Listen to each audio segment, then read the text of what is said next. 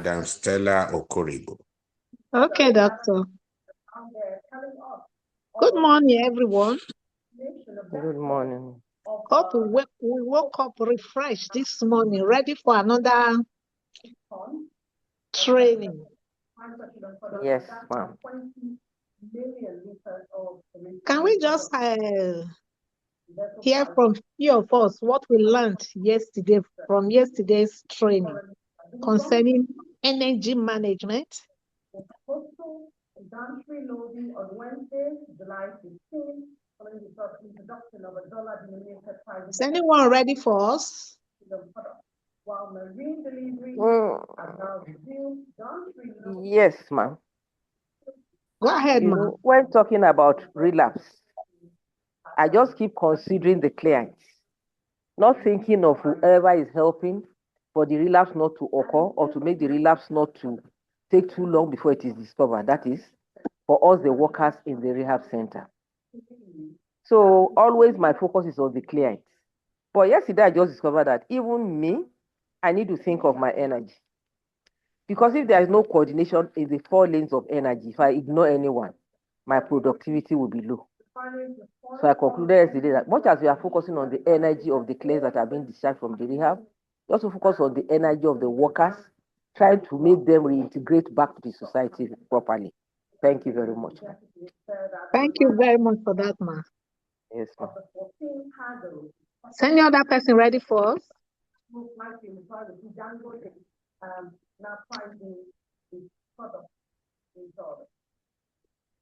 Who can tell us about the 4 lanes of energy? The 4 lanes of energy. Is the only mommy that is here? We're about 6 here. Please, let's contribute. Let's refresh our memory about yesterday's talk.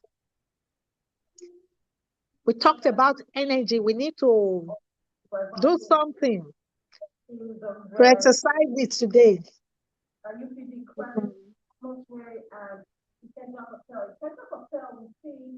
Is somebody talking?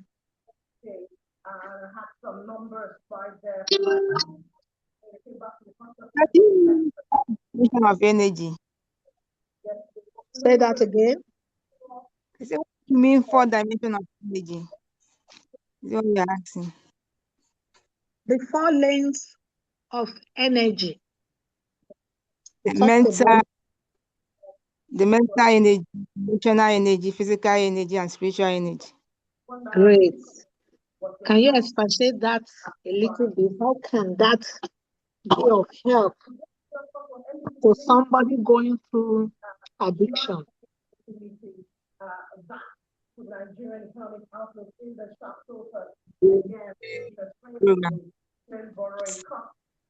More understand.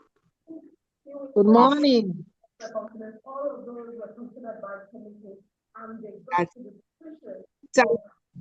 energy to work together for someone to achieve a particular goal. Then when one is missing, there is a loophole, and that loophole must be patched before you continue. That you need your mental sadness, emotional sadness, physical sadness, and spiritual sadness for you to be able to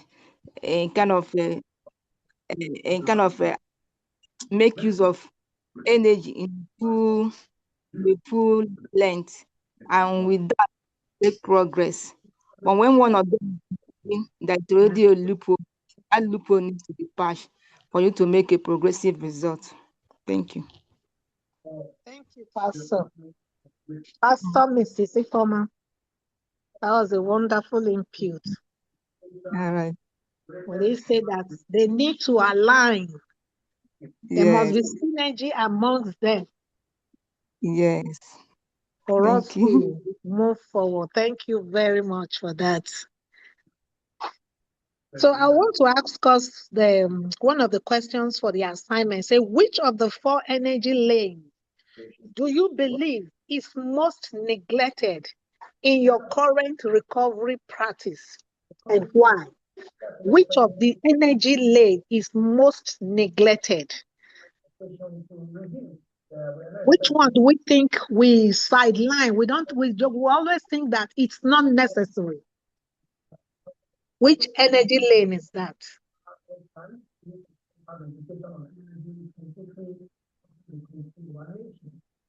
Anybody wants to contribute there?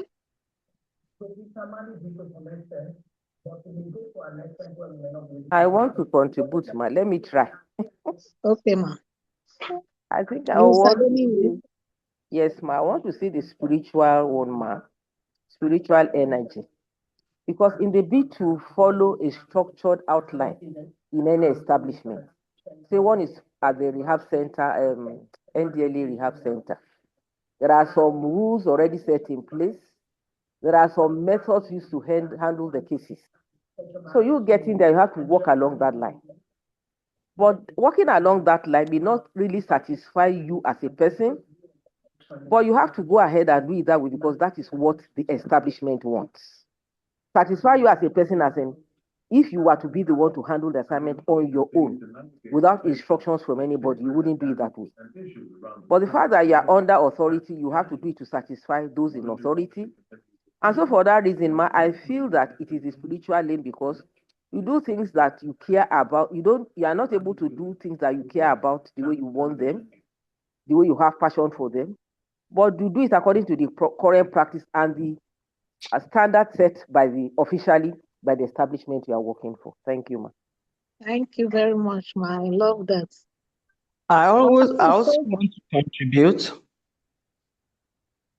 Hello. Go ahead, ma. For us as carers, managers, we often neglect ourselves, our mental energy and our physical energy. We work so much, moving from you sit in your office, one client come, that one goes, another one comes in, that one goes. There is a need for us to be mentally balanced and emotionally too. Most of us get caught up in the emotion of our clients when we are counseling or when we are caring for them. You empathize so much that you enter into them, into how they feel, and the burden becomes yours.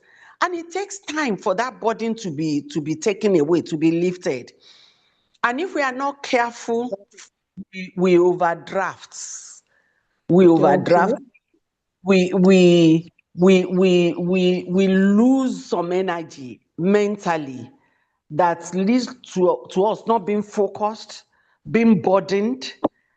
And what we can do is that between attending to one client to another, get up from your chair, walk around, breathe in, take about some few minutes between one client to another so that you unload, you offload whatever energy you've imbibed from your clients and you're able to concentrate on another. Do you even know some of us pick the energy from one client and splatter it to another?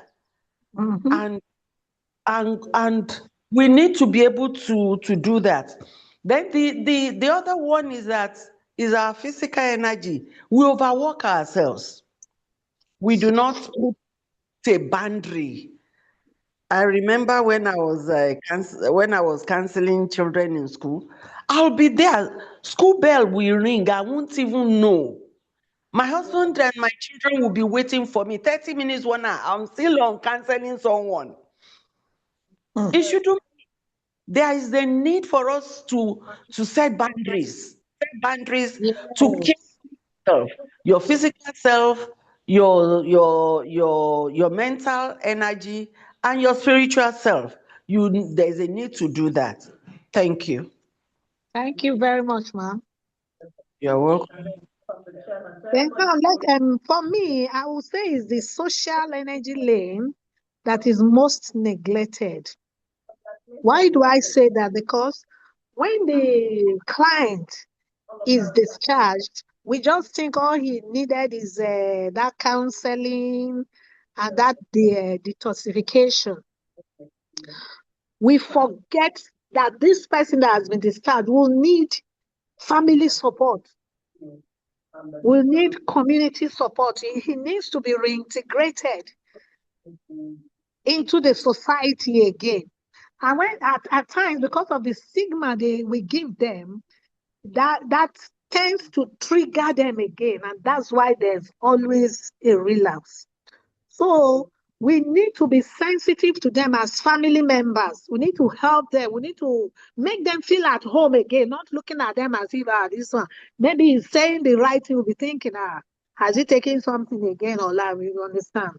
Things like that. I think the social energy lane is the most neglected, and we need to intentionally attend to them when they are discharged from the real. Thank you. So that takes us to the 5 laws of energy management. We did talk about the 5 laws of energy management. Can we name them today? The 5 energy management. The 5 laws of energy management. Can we talk on them today? Let's refresh our mind before we move to the next topic. And that's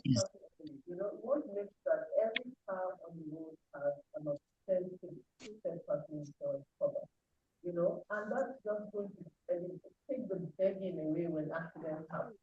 Provide compensation when people doing contact. Is anybody ready? We talked about the 5 laws of energy management. 5 laws. Who still remember one? Number 1? Number 1 is the law of contact. Where they say no contact, no contract. The touch analysis, where you use the woman with the issue of blood as an example.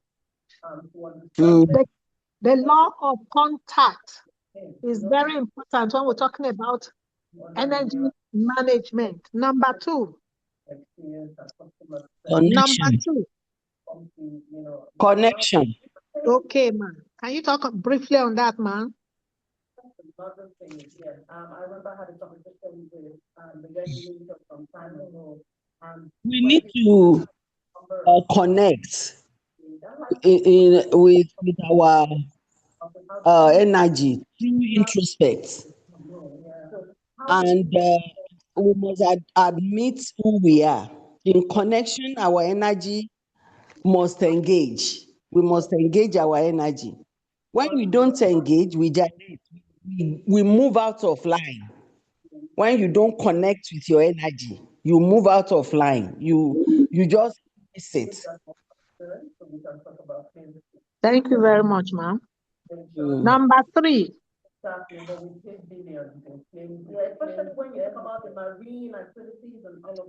Number 3 is the convergence. Convergence. Where he said your inside should align with your outside. Then number 4 is the conversation. That is where the flow is.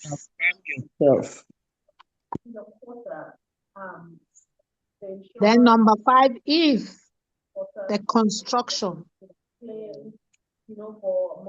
you deliver.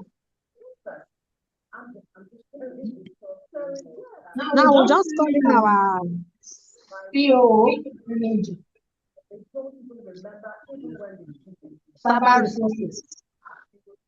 Thank you.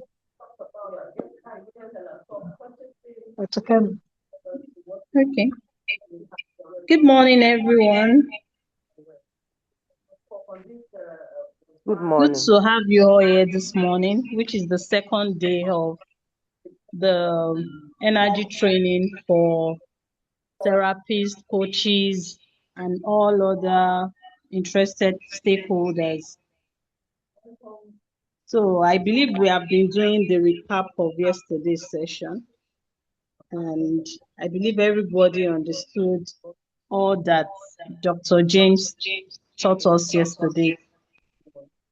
So just about relapse management, how we can better handle our clients, our patient, so to speak, or anybody we are just counseling or helping to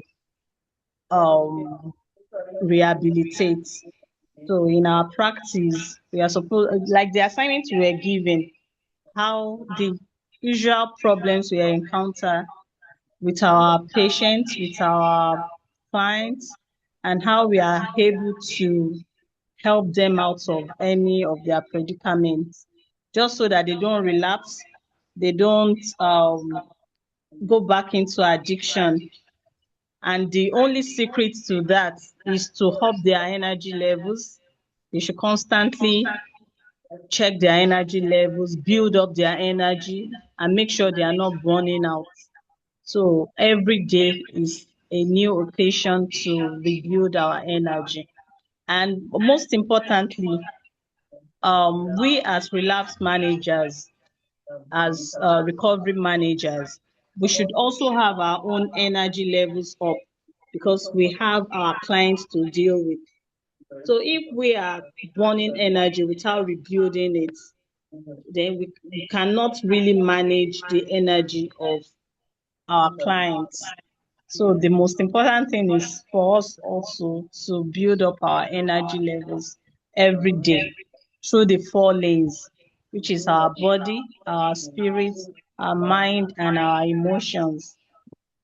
Then when we are able to manage ours, then we can better manage those of our clients.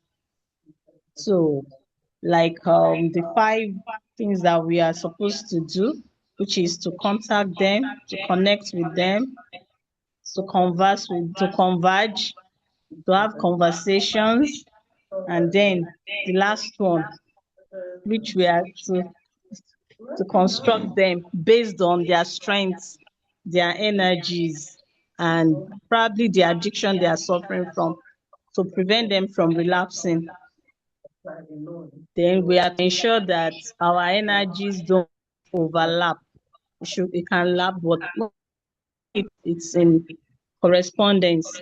But when it's overlapping, it crisscrosses, and this could result in confusion, could result in relapse. So we are to make sure these energies are on point, they don't crisscross. So I believe every one of us has done the assignment, and if we have questions based on the questions in the assignment, we can still raise them. I know doctor will come up soon and attend to the assignment. So I wish us a great outing today in the training. As many as can join and as many that can physically come down to Sabbath clinics. So Dr. James will be online in 5 minutes time. He's already in the center and he will be coming up shortly in 5 minutes. So if there's any concern, any question, you can have that question and answer session before Dr. James comes up. Thank you. Thank you very much, Ken. That was a good one. So before doctor comes in, I'll just I would like us to talk on the methods that could be used in profiling. Briefly, what method do we use in profiling a client? What method can we use?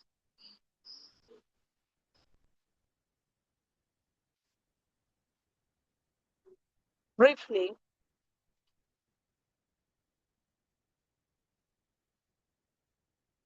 Anyone ready to talk on that? Okay. I'll just say it is the idea method. Remember the idea method. The identity, identify the problem. You identify the problem, you define it, and you do what again? You evaluate it, you explain it well. Then that takes you to the application or the administration on what to do, how to handle it. Thank you, everyone, for your contributions. As we Thank you so much. I appreciate you. welcome Yeah. Dr. James Komolafe to take over the training. Thank you so very much. Can you hear me? Yes, we can. Yes, sir.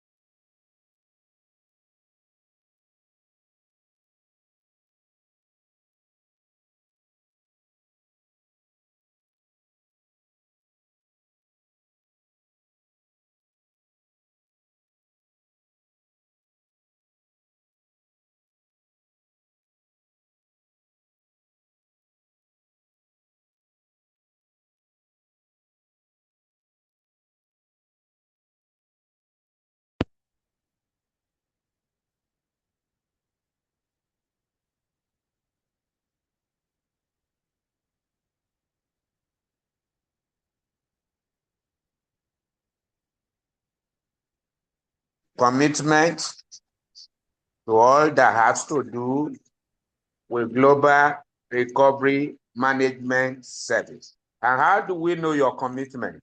We see your active participation on the WhatsApp, the global recovery WhatsApp. You are participating. We post anything. You are reading. You are commenting. Please don't say, doctor knows I'm flowing with him. Yes, you are flowing with me, but you have to grow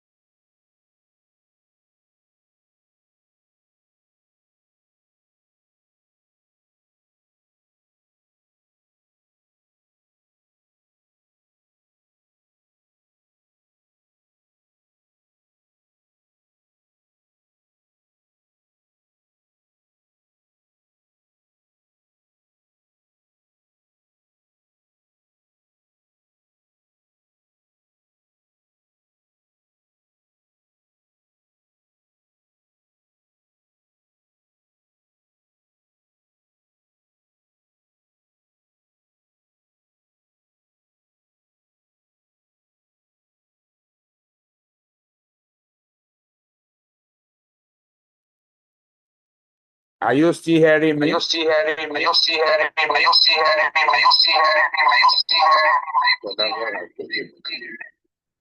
Please, can you hear me here now? Yes, we can, sir. I did. Good. Please,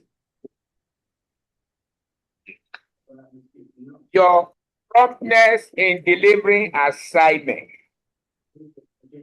because this work is an assessment-based work.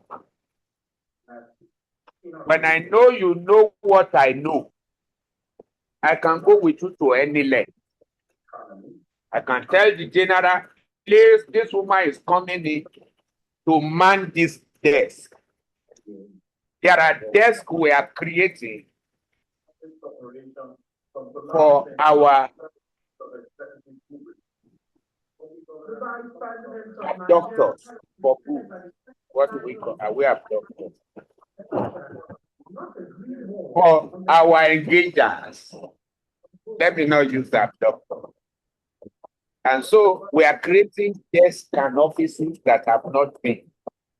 If we are doing that, then I must put the right people there who knows the work. And as we train along, you are also cooperating with us. So very pivotal. Please. That's another issue there. And then number 3, your capacity to follow us to the field. Some of us have entered rehab centers. You have interfaced with clients, so-called inmates, for which we don't address as inmates. So that's why we want you to follow us from beginning, so that we don't put you in the platform and you are saying the inmates here. We don't call them inmates, for example. We don't call them drug addicts. We don't address people by their problems. Rather, we address them by their prospect. All our clients, either in NDLEA or in cyber resources or on the field, we call them our clients. In fact, the mentality I have raised, for which I want every recovery manager to also appraise and extol, is see your client as VIP. And that's who they are. Because behind every violation and deviation is the word definition. 3 behavioral positions exist in life. The good definition, the bad violation, and the ugly deviation. All of these 3 behaviors, we have resources for them, we have assessment for them, we have interventions for them. So that somebody is good does not mean you don't have service for him as a recovery manager. Because recovery is a lifelong journey, whether you are in the good, the bad, and the ugly order. So who is in the good order? One who is defined. And in life, when you are not defined, you can be defined.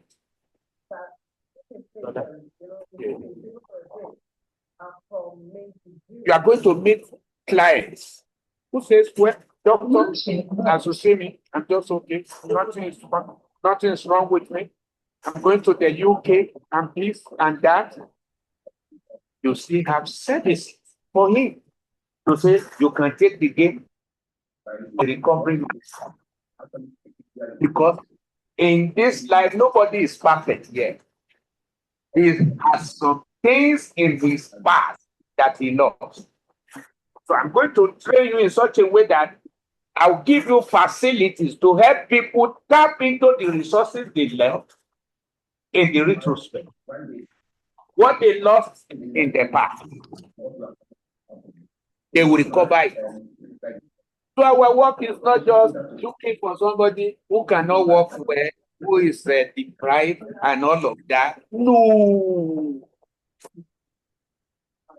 And that's why the first 50 I can lay my hand on and package very well. We can send to Lagos, send to Port Harcourt, send to anywhere, and even outside of the country. Because in a short while, mark my word, Ghana will be coming here. Eh? African countries will come and borrow it. Europe will be coming here. And like I told you, my university, alma mater in America, is already interested in this work for global certification. I want to see people I can send to America, Europe, wherever, to say, please go and represent global recovery management system. You know enough. And I hope you know people from here send people anywhere. A religious circle. People who follow them. They are train you. Oh, yeah, go and start Europe for us. That's what we are doing.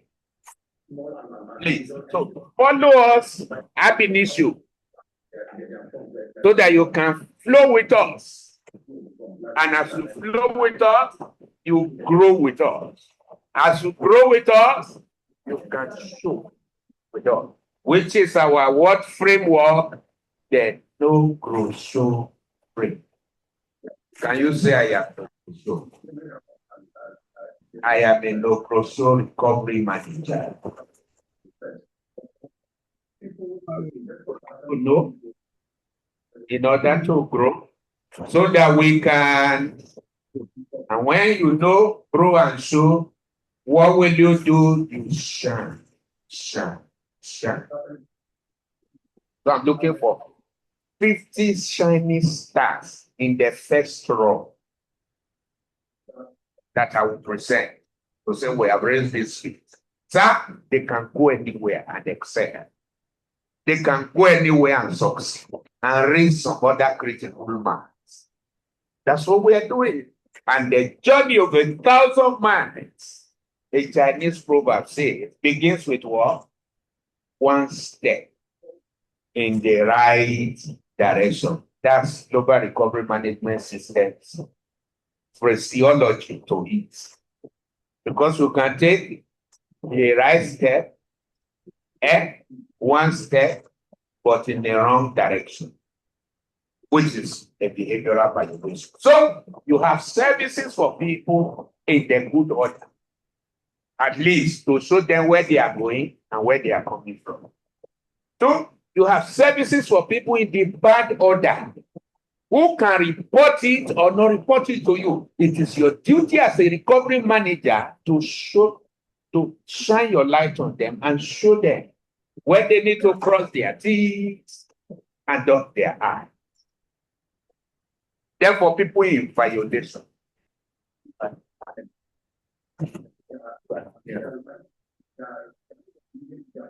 It is your duty as a recovery manager to also help people who are in the bad. Now, what's the difference between the people who are in the good and the people who are in the bad?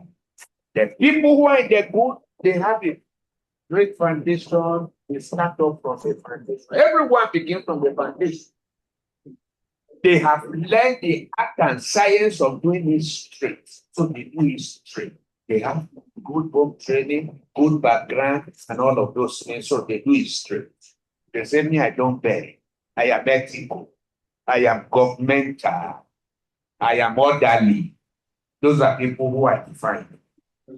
When you are defined, you are refined. You do it straight. No strange attach. You can't readily say, I have a problem. You're going to meet people like that.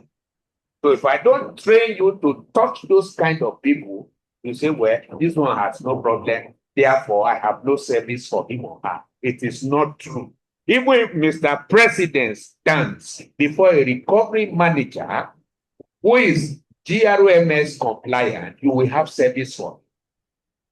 Sirs, Amma, can I shock you? Most of the people who will need your service are not even aware they need you.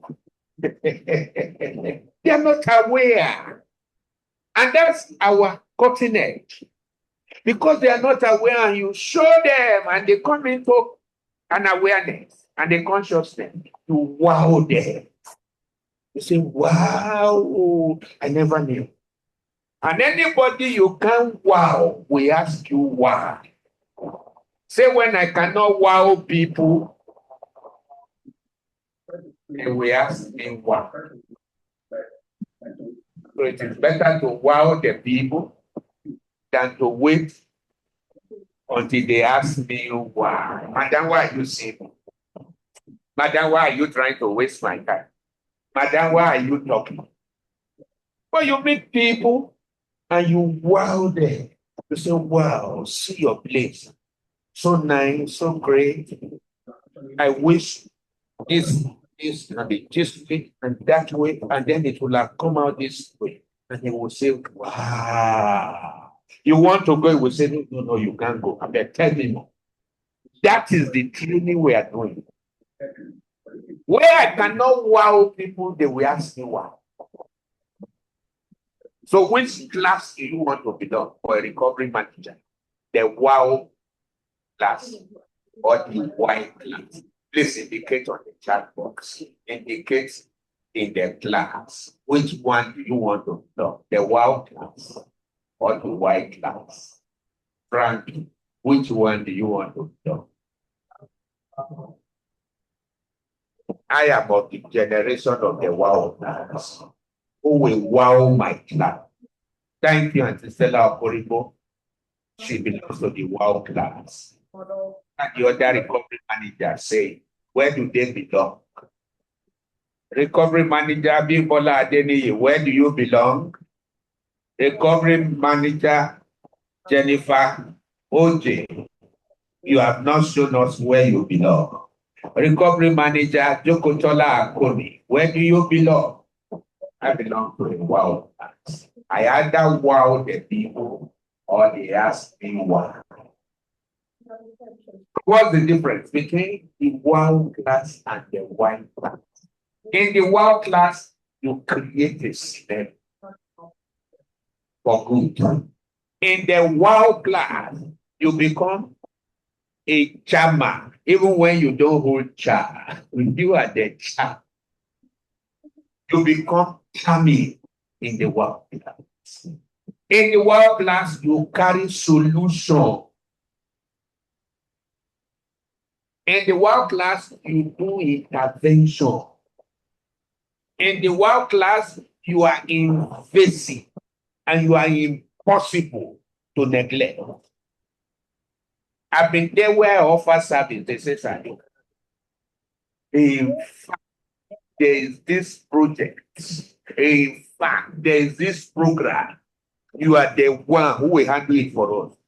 We have been praying and waiting. You are the one we have been waiting for. Those are the recovery managers I want to raise for Africa and for the world. Who wow their clients. What is in the wow class? You create an ecosystem. Who is the one in the wow class? He is the one who changes the atmosphere. You do not only create an ecosystem, you change the atmosphere. You enter places where people are sad, they are looking morose and all of that. You change it by your charm. You change it. You enter a place like this, you create what we call aura. Is it aura or aura? Which one? Aura. You do not only look charming, you create aura. Your presence communicates essence. That's aura. Write down. Write down. In fact, I will soon make up my mind not to be posting because people who were in class yesterday used to come today because they know Dr. James will post it at the end of the day. See what I will do. So you create what? What do I say you create? And in aura and essence. So aura is your presence reeling out, and essence People already assuming and salivating that, Kai, this woman is here. We are in for something good today. That you are there, answers are seen. People are expectant because you belong to a wow class, a wow recovery manager. You are the one who brings solution to pollution. You are the one who brings provision to pauperization. You are the one who creates what we call paradigm shift. You meet people, you engage with them critically, you solve problems, and create a change. Have you been there where people carry cry, come meet you, and they leave you with smile and laughter? I've seen it times without number. I say, God, I'm just see a woman who came in crying, but going out laughing and smiling. Is it because I gave them money? No, but I gave them meaning. Meaning. Please give people money and meaning and leave the money aspect first. Every recovery manager here and here to come are people who give other people meaning. Make life meaningful. Make people see value in who they are, for what they have and what they can become. That's a recovery manager. He helps people to identify with their personality. He engages them to identify with their potential in order to leverage that space to helping them identify with their productivity. So that at the end of the day, they sit in their niches, finding their empires as they and thanking God that they met you. That's the recovery manager's queries. That people will meet you and meet meaning. That people will meet you and find answers. That people will meet you and you see some certain controversies and some certain things they don't understand comes to light. As a recovery manager. So you're going to meet people in definition. You have service for them. What's your service? It's three patterns. One, where are they coming from? Did they lose anything? Two, where are they now? Do they need anything that they are not even aware? Three, where are they going? Whether they are aware or not. As a recovery manager, for people in the good, you have services for them because they are in definition. So we are not just medical doctors looking for problems. So we are not psychotherapists looking for mental health. People who have kidneys. We're looking for people who are good order, but no money. We're looking for people who are good, but can't feed families. When they are in the midst of resources they are not aware of. We're looking for people who are just comfortable and they are not looking for a bigger picture reality to show them, to say, sir, you can still be great. Sir, you are successful, you can make 10, 15 people around you successful. We can move you from success to significance. That is the storyline. That you make successful people to cascade them up to become significant. So what is significance? Capacity, the art and science to make every other people successful, even as you are. Proud of you. When your own success create other people's successes, you are not only successful, you are significant. So recovery managers in the house and in diaspora are significant. They are not just looking for waiting them chop here and their children. They are giving chop to other people and helping other people to find their their work now. GRMS. So that if so doing, you are busy, you are deep, you are great, your needs are met.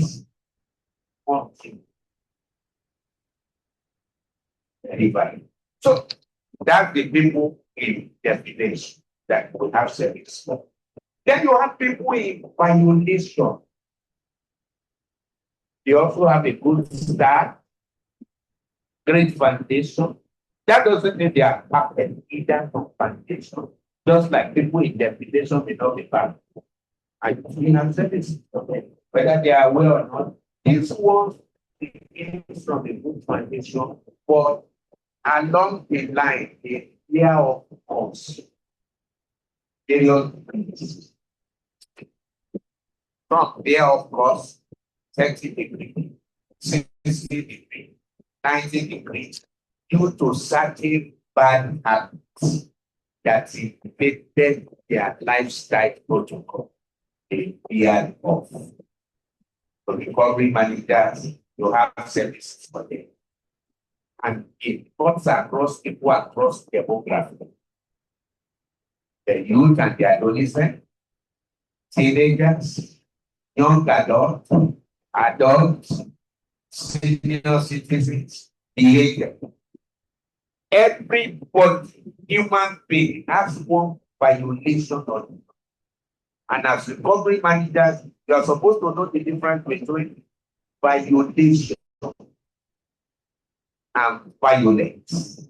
See, everyone that does violence outside is only following the dictate of a certain violation inside. No violation inside to lifestyle protocol, to good habits and great ethics, no violence outside. So it is violation within that gives back to what outside? Violence. So in therapy and in behavioral health, a man is said to be violent even when he has not raised a fist, when he has not beaten anybody, when he has not said something that is bad. Once he veers off from his original storyline, original pattern of life, and is beginning to find himself on some other edges where his life is not. Have you had where people go to work? I don't even know why it's so. It's the devil.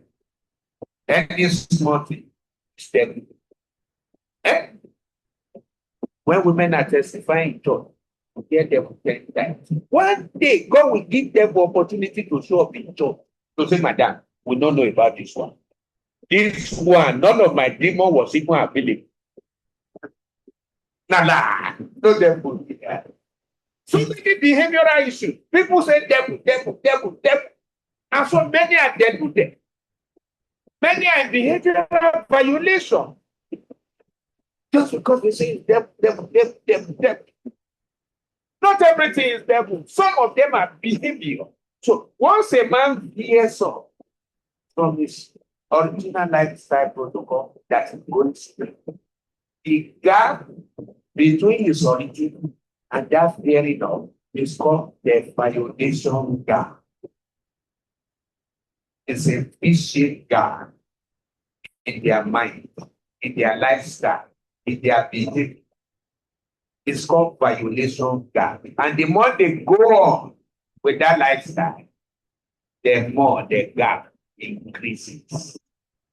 And you know in life, there is no vacuum that is not filled. No empty vacuum. And what we feel violation gap, violence. And that's why you see them suddenly they misbehave. Suddenly they do drugs. Suddenly they tell lies. Suddenly they just do it. Why? They veered off from original into what? A fake life. They counterfeit life that is feeding from their good foundation. Where is it feeding from? The good foundation. Because the man didn't start bad. Anybody who is doing any violent behavior out there, and you see, when we say violent, it doesn't mean you are physically, it's physical. No, physical is the least of all violence. Violence is first and foremost mental. then emotional, then spiritual. Least violence you see is this. For a man to kill his wife, you think it was against God? No. They have gone through several violations. He said, don't tell anybody that family matter. Can I say something to the marriage? Anytime you see violation, don't wait for the violence to show up before you speak up. Silence is only in the good order, in destination. Once violation stays in store and it keeps growing through bad habit that is feeding it upon your good background, please speak up and now. Do what? Speak up now to the right place. And that's why we are raising recovery managers to handle violations in homes, in schools, in families, in churches, in mosques, in the rehab center, in the public place, in banks. Can you see your work? So your work is not just for one guy who is not working fine in his brain. No, it's part of it. So and that's why we're training now for you to know the versatility of your work so that we can attain optimality at the end. Now, that is the bad client. I'm showing you their characteristics. The head job of their origin, creating an unwitting gap, fishing gap in their inside that violent behavior start accumulating. And in life, anything you accommodate over time to do what? They also accumulate. So they accumulate bad behavior inside them as they grow bad habits while feeding on their good foundation. Already taking to better, you make it as a common man. So that when you are handling any case, trace foundation. I agree. And then when the DL, what's the difference? And I say, what did he hear you do? Check the violation gap. What's in the inside? He says, Father, do you know I was not used to dying before I started dying? Ever since I did so and so, I just discovered, small thing, I get angry. Ever since I did so and so, what are they telling you? They are defining the content of violation. They are telling you what is in their violation. Yeah. So that is the second customer you have. There could be people who are good upstairs or even bad upstairs. So what's your third customer as a recovery manager? People in the up. And what they do? People in the good definition. They do is no string attached. People in the bad, they started doing this string, but they veer off course and began to accommodate some certain bad behavior, which was not originally part of them. And those things begin to speak to them. People in the ugly, they take the journey from habit to addiction. So what's the difference between habit and addiction? In habits, it is a bearing of course within your own limits of control. So I know this is bad, but I don't want to stop. I can stop it, I don't want to stop. That's habit. And it grows. Keeps growing away from your original. That's habit. And the more it grows, the more it widens your violation gap. And the more you attract some other violation inside, the more you build them up. Now, when does this habit grow into an addiction? When it has reached the height of your own original life and competing with it. Oh, I want to be a medical doctor. And then you start small. In 500 level, as a medical student. Say, well, it doesn't mean I will soon overcome it. I will soon put it aside. And the thing keeps growing and growing and growing. To a point that if you don't take drug, you are no longer used. So you keep taking and taking. And then one day you start drug.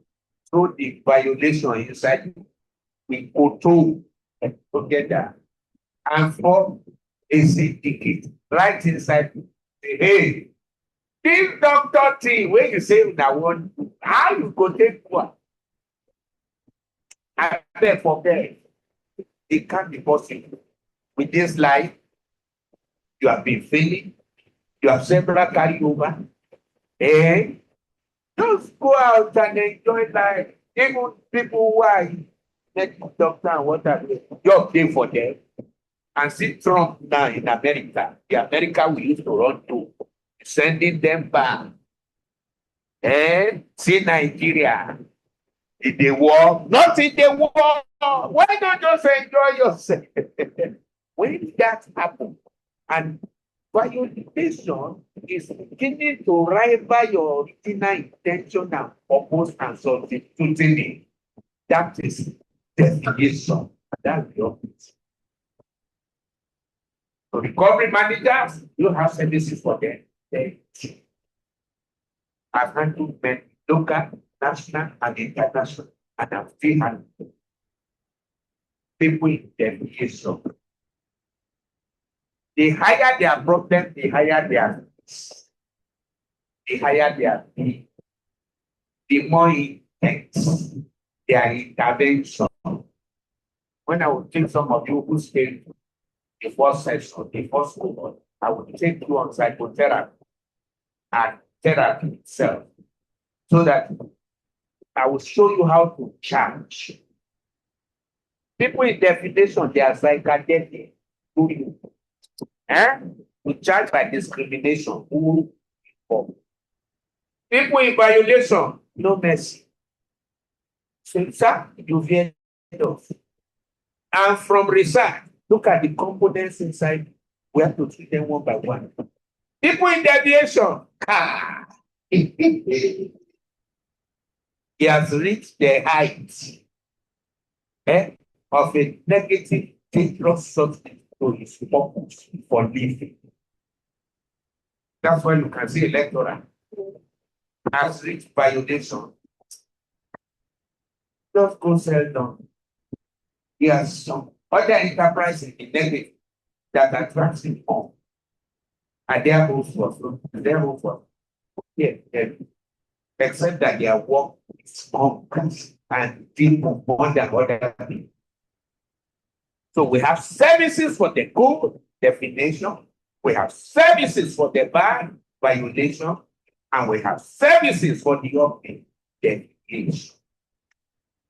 In deviation, they cease from just habit and have entered addiction. So what is addiction? Addiction has 9 letters. Addiction. Write it down. It's a 9-letter word.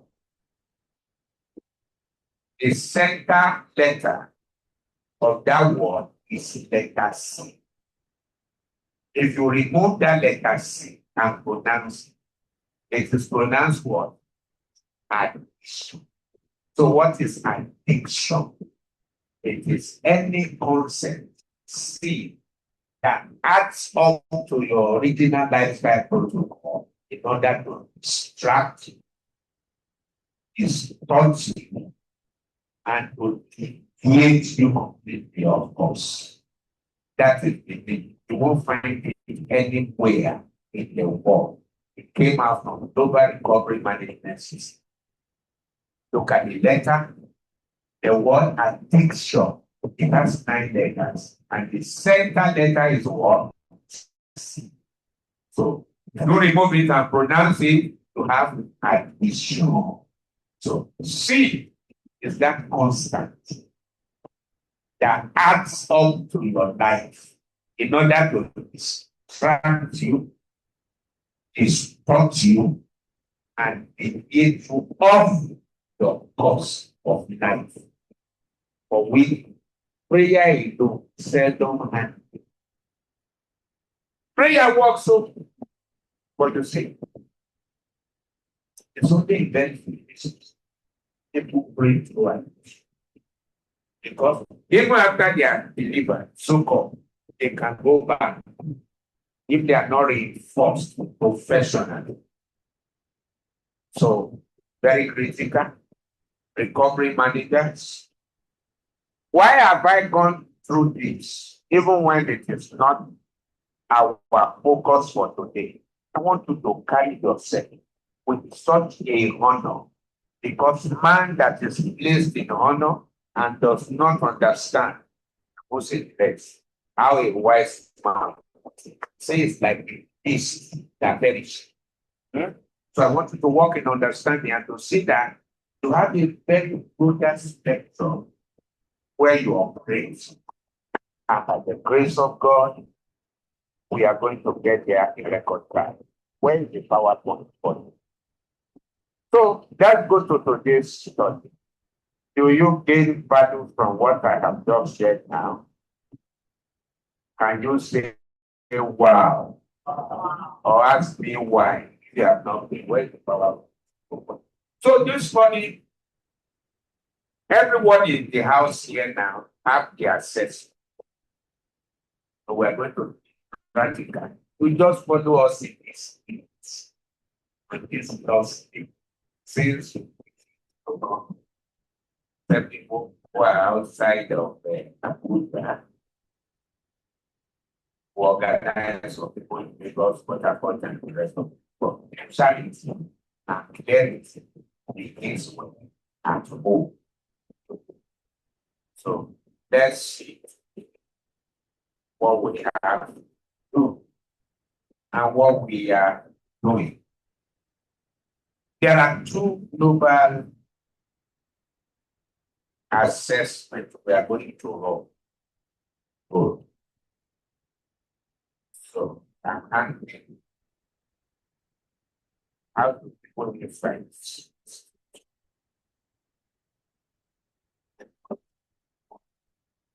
Right? What can you see? Now, can you see what I have?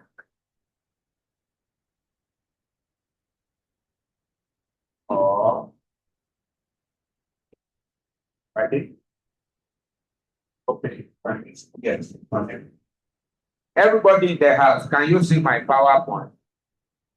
The recovery managers what? Energy management theory. Good. Want to show you. Since yesterday, we started picking on the energy manager himself, herself. And we concluded yesterday on the fact that the question of relapse is not ending with our client. Most of the time, what you hear in town and everywhere in the world, that, oh, the boy has been done. The girl has been done.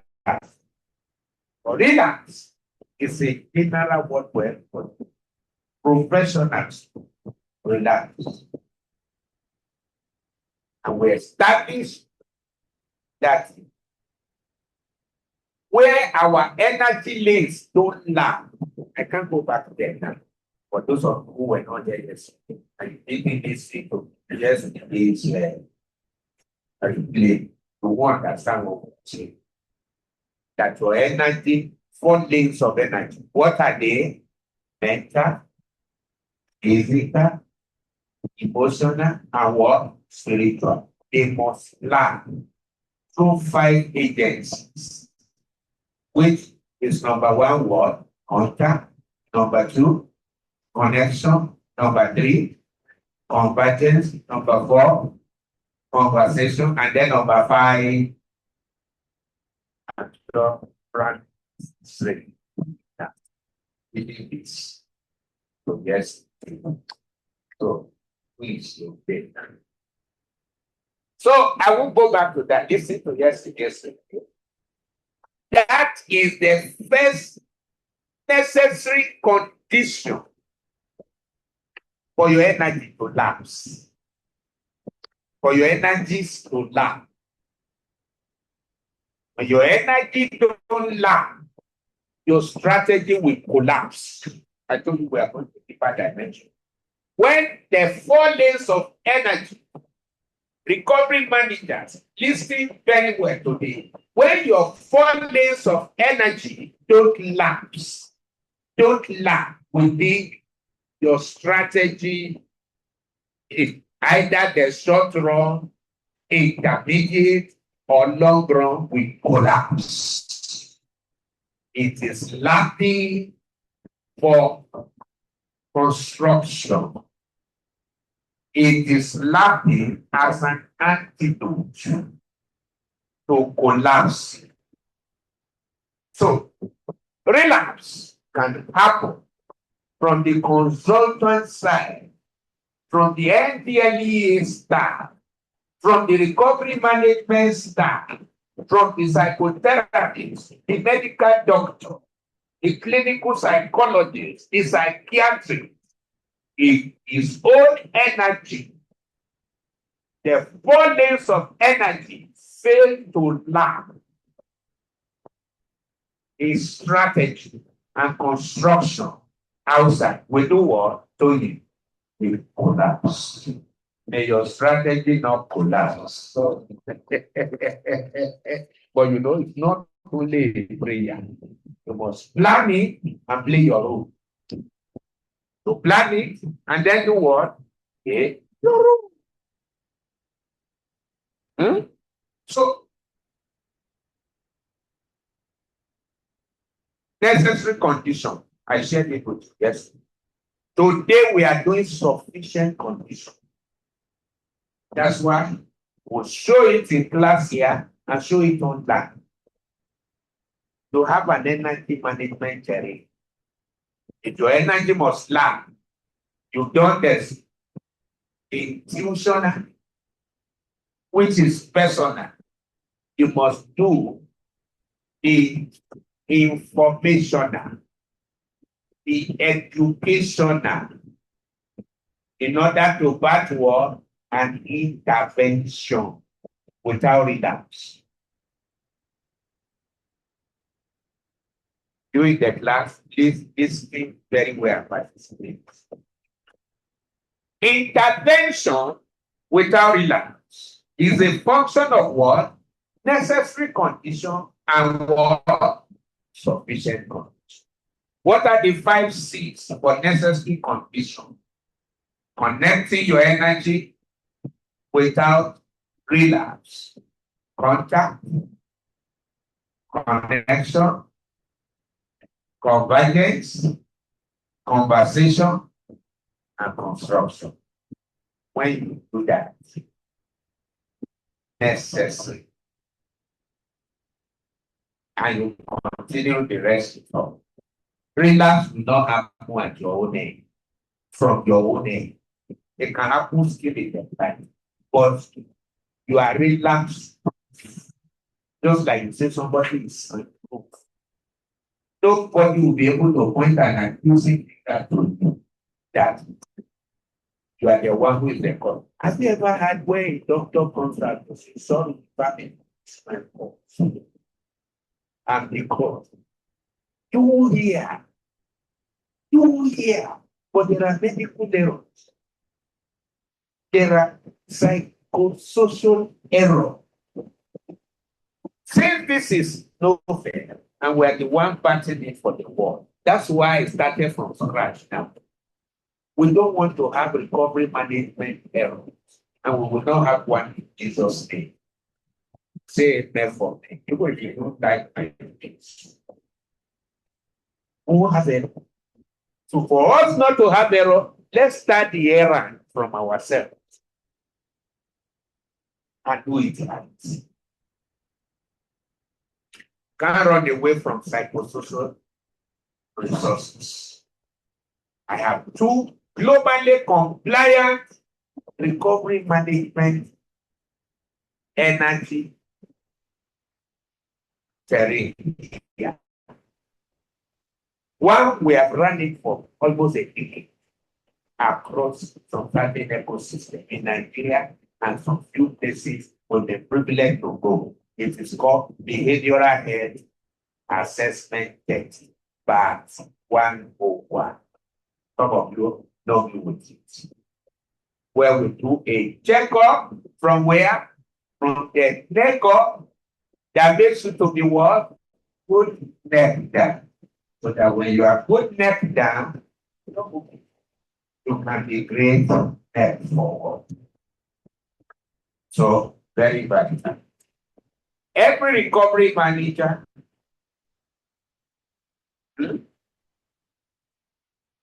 coach, consultant, therapist, parents, and then the officer, state leader, community stakeholder, operate within an energy management technique. And what we see, the personal, the professional environment for which they support clients have done this find that and describe it. If this terrain is unhealthy, it can transmit what? Instability to the client. And what is that instability called? Relapse. So I'm taking the gain now outward. The gain yesterday was where? Inward. Through the 5-6. So how did this rate will come? The gain today is what? Outward. So the internal ecosystem matters, recovery management, and the what? External ecosystem. Also, when you handle the two through the thing of expertise, then the client is not likely to dance because you are in lapse growth, and then the ecosystem, beginning from the rehab center to the family, then to society, is also reinforced.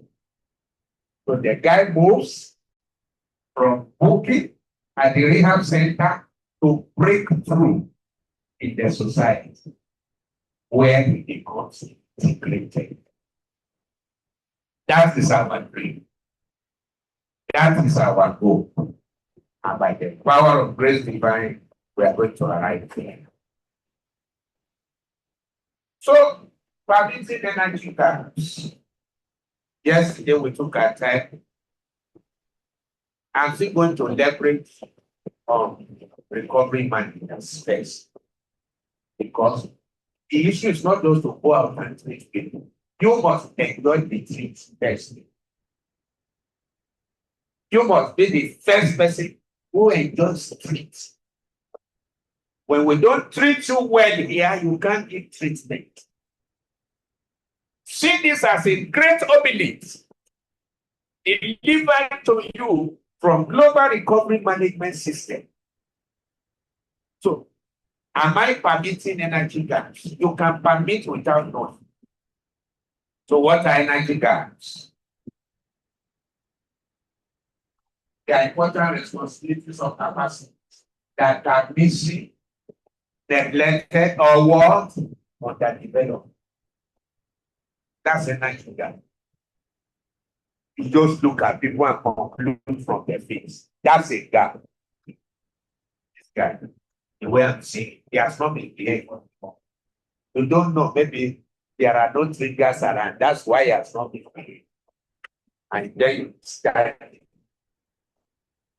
Why am I talking to you like this? We are going to post you to oversee 10 rehab centers. Don't go there and look at this and say, did he misbehave last 2 weeks? They say no. You just sign. Please, madam, don't just sign. You are a quack. Practicing quackery. Jennifer is not here, so I can't make her. Quack, quackery. So please, Why are we doing this? We don't want any of us to have energy gaps. Even at leadership level. Avoid it. So pick all you can pick. We're going to bring the best of the best to serve people. So learn now very well. So energy gaps to a consultant, to an NDA officer, to a medical doctor and recovery management. Yoruba, recovery management, how do we say that today? But when Ole comes in, it's different. It's free for all. But when you come in, it's okay. Jennifer is contesting. Say they there. Some people want to practice quackery. I don't know where they are coming from. Here, you don't guess. No. When you guess in therapy, you goof big time. Write it down. Anytime I guess, I goof. They don't want to raise loafers and goofers. They who do guesswork. No. Or support your work with assessment, with templates, with framework. They say, Madam Stella, how did you come at that conclusion? You pull out idea money. Say, wow, that's a profession. Frankie, how did you summarize like that? You say, because I didn't bring out assessment, okay, let me run it. And what you said is tallying with your assessment. I did that in subject. I did it last week in one of us. I say, no, because you are Ghana, I will tell you your answer. You say, tell me. I say, no, you're Ghana. So very bad. How do recovery managers create an IT? One, inadequate client access. See, everyone in house who is learning now, think of any psychosocial challenge to about that there is no assessment for. Global Recovery Management Service team will create for you. So, assignment number one, any situation around, people are suffering, either in caregiving, in family, or anywhere, and there is no globally scalable assessment for it. Please let us know. We will create it. So that nobody says, hey, doctor, there's no assessment for this. How will I know whether the mother is sincere or not? We will just create motherly sincerity. Sola will design. It's an expert. We design quick. Motherly sincerity assessment test. And then you start testing all products and creating services. Recovery managers inside and outside. You know how you can make money quick? Just look for a problem. Analyze and articulate it using idea model. And then throw it at us. We will create production out of the problem and give you to go and use. Train you to solve that same problem. Through the date of what? Psychomotor frameworks. Through psychometry. We'll just create an assessment for you. That thing you say is problem of everybody. We'll now train you and show you the other side of it. Because for every problem, there's a solution. There are two sides of a coin. If it is thin, that means there's a twist and a tweaking you can do to get the hair at the other side. That's what we do in therapy. We look at problems, we turn it to see what the production side of it.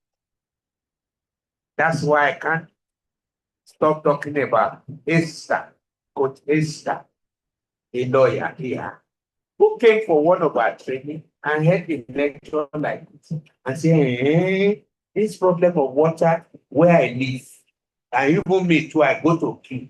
Let me start the business. And she started hire two people, they are making money for her. It's because of that stop our water seaway here. The lady said, doctor, this office will not lack seaway water for the rest of time until solar stop.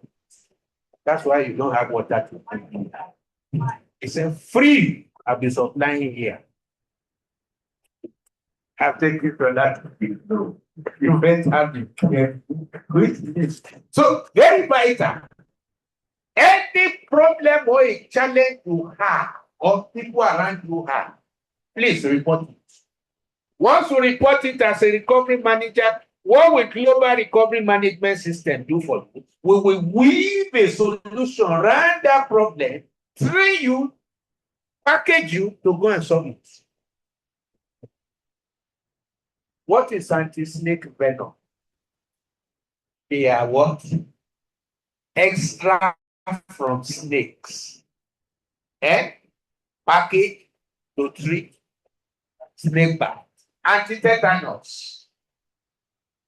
Something like that. So please, that is what we are doing. Welcome, Patrick Jonathan. So, inadequate client assessment. So please, don't tell us, doctor, there's no assessment for it. And say, why don't you talk? So that the office will create one. Number 2 is what? Can we say it? So what are triggers? How many of you know a gun? What do you put for the bullet to come out? So triggers are anything that can be put around for the bad behavior inside human case. Trigger. It's a trigger. You say, well, I'm now sober. I just came out. No more smoke. Then you now go and sit in the place of smokers. It's a trigger. That bad behavior likely to come out. Then 3 is what? As recovery managers, you must learn to listen. You know there are people you solve their problem by listening. You say, doctor, but the fact that you even listen to me, you know I'm like right now, and they start laughing. Say, that's why I gave you. But if you do all this thing for all the time, you won't do anything. For some people, they will talk from morning to night. So, how do you truncate unnecessary talk? You are very conscious. You say, excuse me, man. Like you did say, I'm teaching you therapy now. When you are engaging a case and the person is not talking, down, going to Lagos, come to Port Harcourt, and it's not straight. Take your biro and your pen and paper as a professional and say, sorry, madam, like you said, the problem began from here. Okay, I got 2. Can you just tell me the remaining 2 things? And then pretend as if you are writing down. Number 3, good. Smart. Number 4, good. And then you take over from there. But don't say, madam, for the last 30 minutes, you are don't talk. You are work. Know how to talk to it. Then because of that, the slides are not moving. Say your slide is not moving. Okay, let's go. So the next one is what? Infrequent follow-up. And that's where the work of recovery manager comes. Please follow up. Either online, offline, or what? On site. There's always time. And you see, your phone is an asset. You know I do when I'm following up now on some cases that are out of the outside up to this morning. I see something good. Hey, do this for me, do that for me. And they are happy because you are making them to feel important. The next one is what? Limited family engagement. Please engage family. There are therapies I do, I secretly copy family. I say, don't talk, the day you talk, scatter my work. I carry family, I know. Why? Number 1, so that they will appreciate my work. 2, so that they will market for me. 3, so that they will see that there's results coming out. So we say, hey, Say keep your mouth shut. I'm only showing you to keep short and to see that we are making progress. The way you dress, where you are dressed. Next one. That's what we don't like. How is the boy now? He's doing fine. Please, where's the report? Date, schedule, time, activity. That's how to report in Global Recovery Management Service. Date, time, schedule, activity, and then way forward or remarks. That's how you report again. But you say, doctor, I say he's doing fine. We even still talk last week. That's quackery. And then lack of what? What are we doing now? That developing ourselves professionally. And then what? See, the greatest of anybody's need is called emotional need, not even financial need. Every other need is embellished under emotional needs because it is their emotion that shows you what is powering their energies, whether towards the good, the bad, or what? The up. Then next, impact on clients. Client feel misunderstood. Now, when your client is misunderstanding you, what stage are you setting?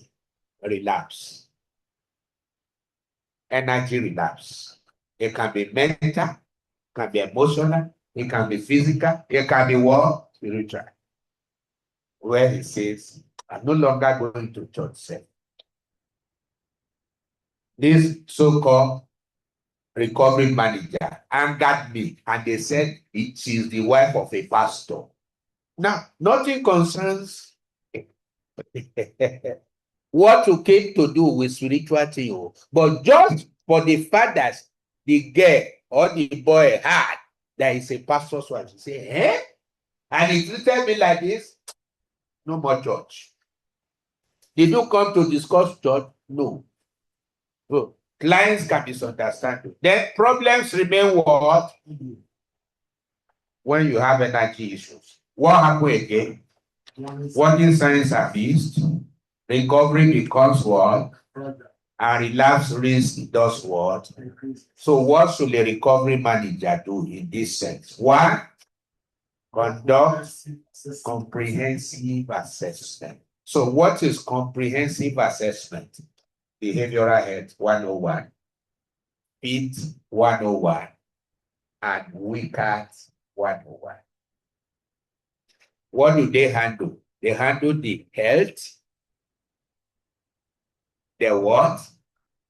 The strength and the weight of an individual. Comprehensive assessment is behavioral health. Comprehensive assessment is potential health. Comprehensive assessment is productivity health. Wait, very well. Review what? Clients. Keep accurate records. Engage families and community does not just mean a physical place. So it can be community of friends, community of colleagues, community of recovery managers. And then pursue continuous work. So how do you permit energy loopholes? That's energy gaps. Gaps are not the same as loopholes. Energy loopholes are weak points through which what? Positive recovery energy continually escape. Loopholes are escape routes for what you are put inside. They are loopholes. You may not suffer gaps from gaps. I don't want that. So that please don't let this one come to me. My nose is running. Give to Madam Stella. I need fan. So loopholes are weak points that will permit between you and your client. So that what you have done begins to escape and escape out. How professional create loophole? One, through what? Poor communication. When is a communication poor? Madam Stella. Recovery manager Olabisi Oni. When is recovery? When the client does not understand you. For example, some of my big grammar. You don't go to client and you are speaking big grammar. You just say, that recovery manager, I like his grammar. It's a Chris Okoti. Recovery manager Olabisi Oni, when is, what's the question now? When is communication poor between you and your client, ma? Okay, she's not in class. Let's go on. Then number two, inconsistent words counseling. That's why it's good to take record so that your counseling can be what? Consistent. Then three, conflicting advice. That's why in global recovery management system, we won't do like they do in some other places. You change people per week. No. Let them get used to you. You know, people don't build trust easily. They want to see some level of what? Sense of participation, confidentiality before they build trust. So you don't change people and you go there, and then you are causing overlapping. Overlapping will lead to what? Relapses. Then what again? With professional boundaries. Please know where to draw boundaries. When they involve you on non-professional matter, turn it down with diplomacy. You go to places, they say, madam, come chop. You finish one bowl, they say, can we bring more? Please. Even when you are hungry, you pocket your hunger and go and eat somewhere else. Don't be the one fighting on queue. You are not recovering anything. You need recovery yourself. And then poor teamwork. And then what? Lack of accountability and broken. You know you are not able to keep an appointment. Please speak beforehand. When you completely miss it, please call and apologize. Don't say leave there. They will understand. You're asking questions. Good. Impact on clients. Everything we do in recovery management, either good, bad, or ugly, has what? Impact on our client. The client becomes what? Confused, discouraged, distrustful, emotionally unstable. Many eventually what? Please, we don't want report. Because every recovery manager will have pets that they report to. And we're going to give access to every family to contact headquarters over any case for commendation and for the younger brother of commendation. Please, we don't want a report. There's also recovery manager. Come, that lady needs therapy. By the time your client is recommending you for therapy, as a recovery manager, there, what is behind scenes is not themselves. So very vital. Don't let your activity make a recovery to do what is again. So what should recovery managers do? Please build trust. Maintain consistency. Communicate clearly. Strengthen teamwork. Honor commitment. And coordinate what? Intervention. Very vital. Now, what are vacuums and how can we permit vacuums? In the field, you have the GLV mantra. What is the GLV mantra? The gap, the loopholes, and the what? Vacuums. We have handled gap, we have handled loopholes. Let's handle what? Vacuums. So what are the energy vacuums? They occur when harmful behaviors are removed for healthy alternatives are not intentionally. That's why I tell recovery managers in some of the public field where we have gone. It's not enough to remove drugs from people. You must remove the people from what? Drugs. And how do you do that? Introduce intentionally alternative to fill the vacuum left. And that's when you see people smile. People don't smile because they brought problems.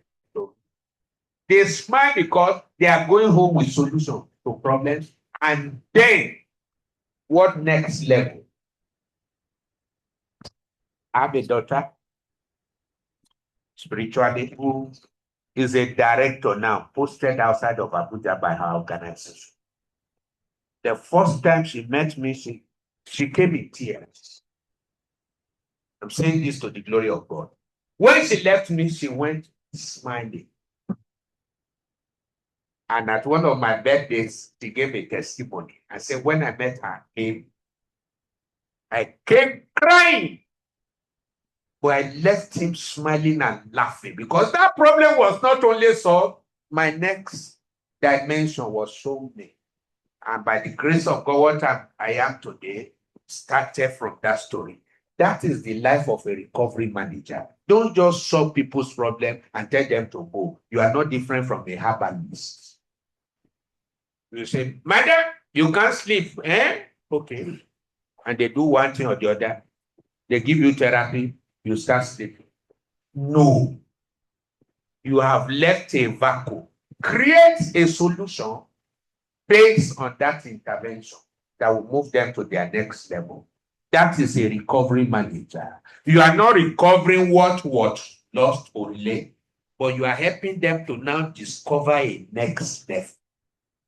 You will see the difference.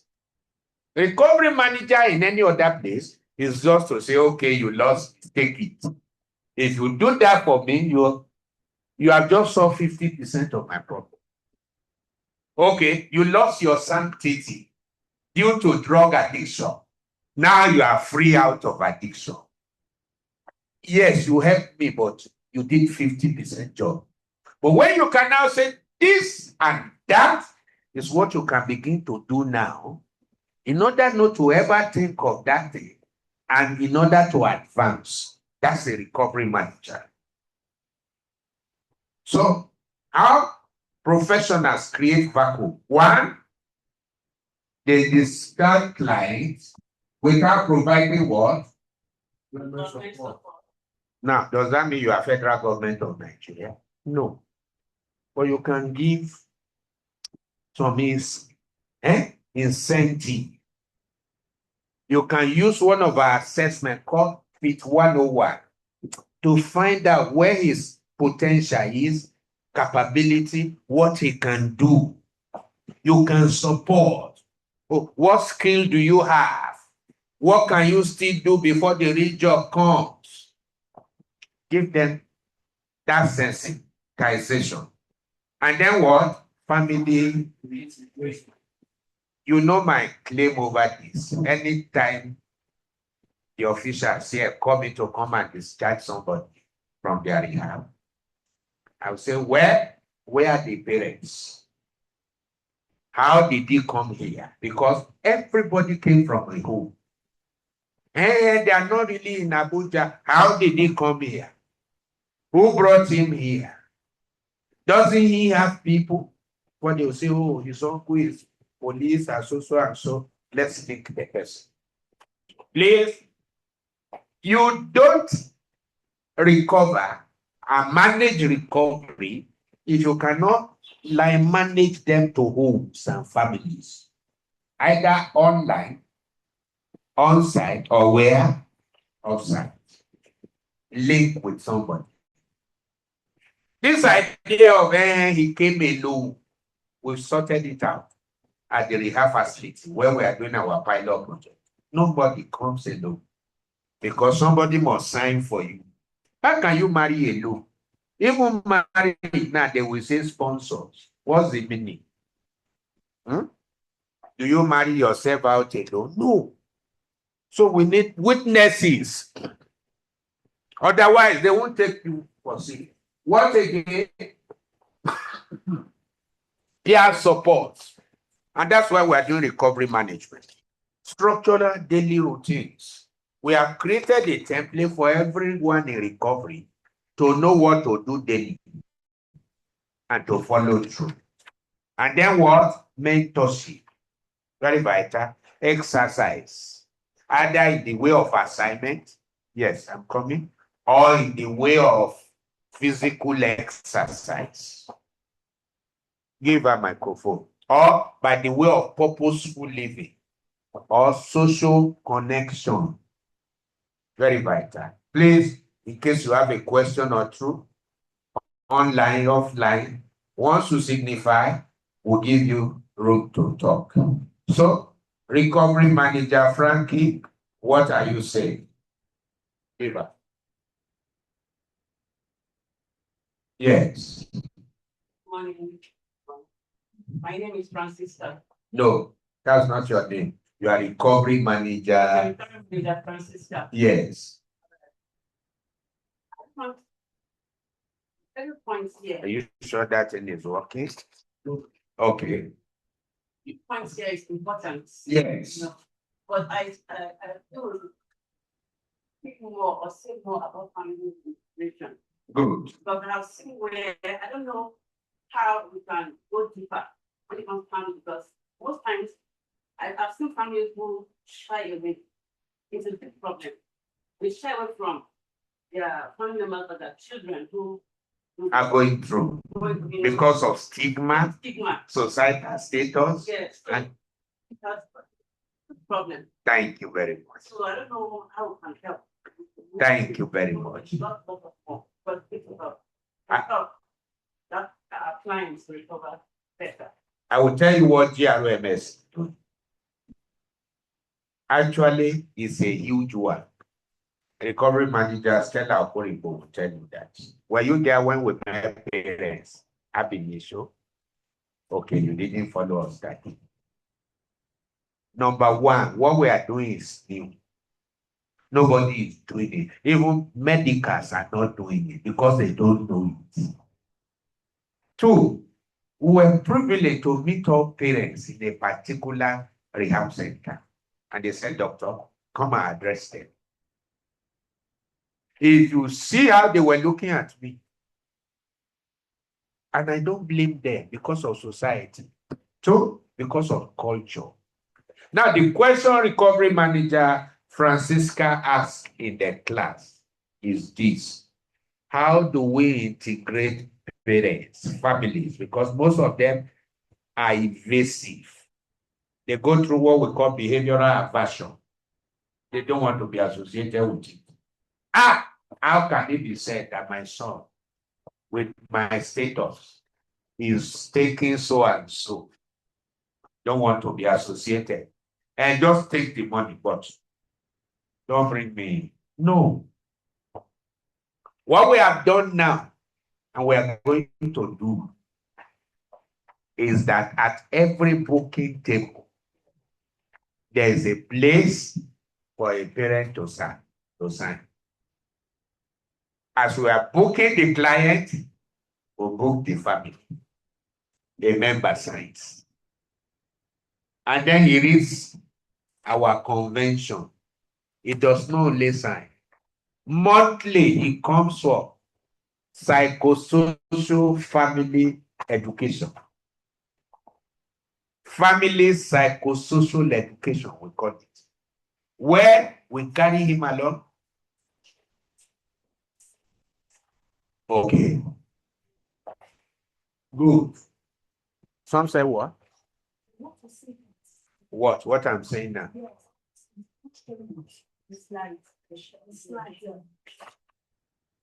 Oh, yeah, come and share it. It's here now. Okay. You are not seeing my slide? Okay, let me. So we've done it in such a way now that parents show up for psychosocial education. Can you see my screen now? Where did we stop? Okay.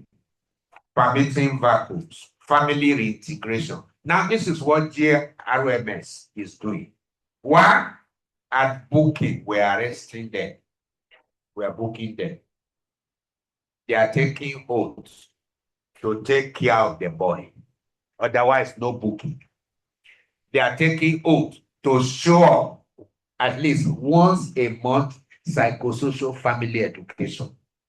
What's the purpose? One, to know about the state of this boy.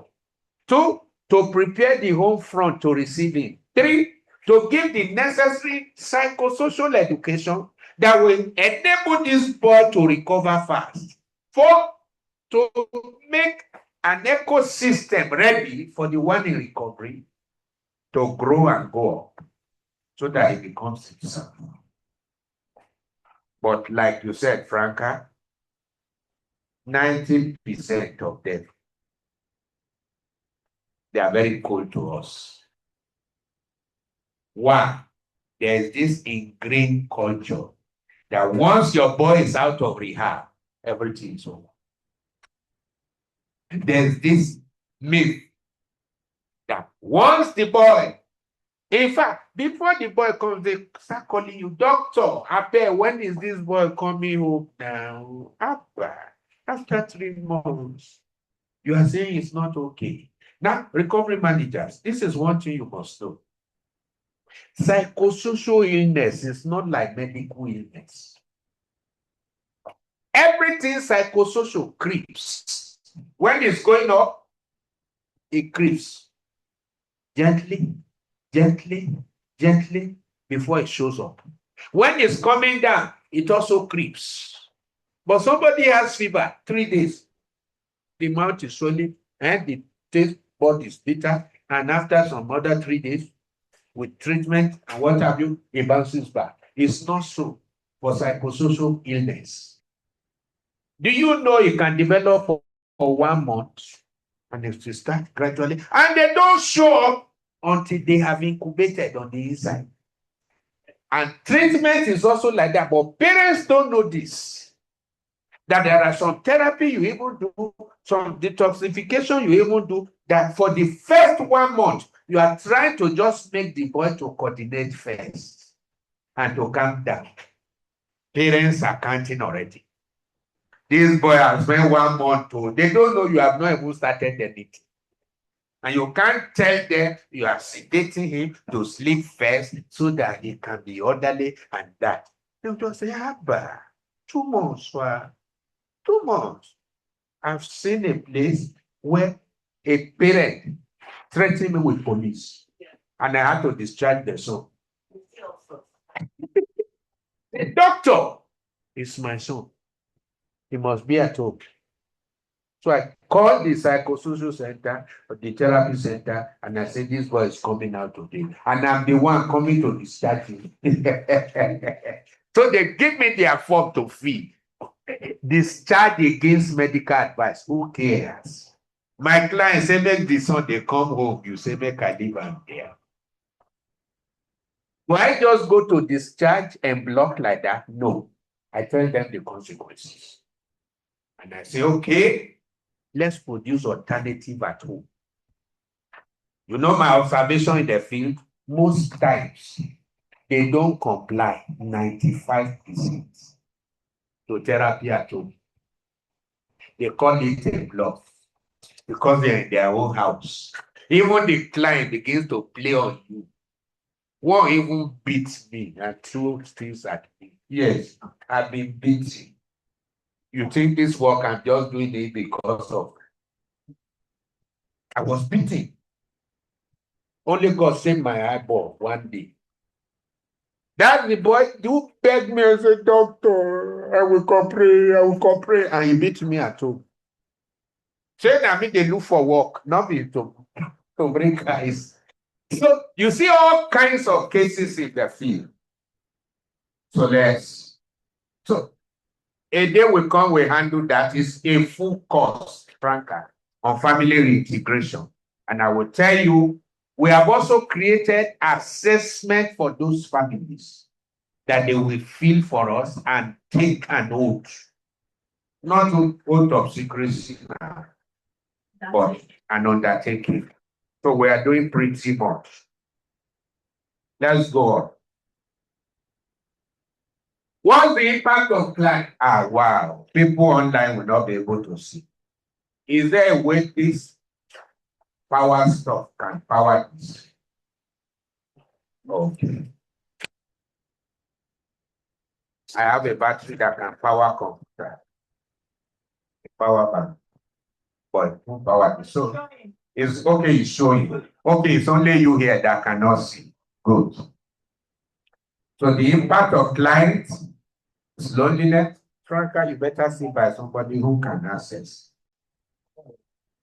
Boredom. Connect to my Wi-Fi. So that let everybody connect. It's unlimited one. So connect. Franca, anytime you are here, connect to the office. I once connected you at home before. You should connect now. Even in your house, you should be able to connect me because I don't have it. That's a plus for you there. Shola will tell you. So, what are the impacts on client? One, boredom, loneliness, purposelessness, isolation, old habits will return to occupy these empty spaces. What recovery manager should do? Every behavior removed should be replaced with a healthier alternative. Don't just say, at least the boy is no longer drinking. He's no longer going out. They do create an alternative. Please, it is very vital.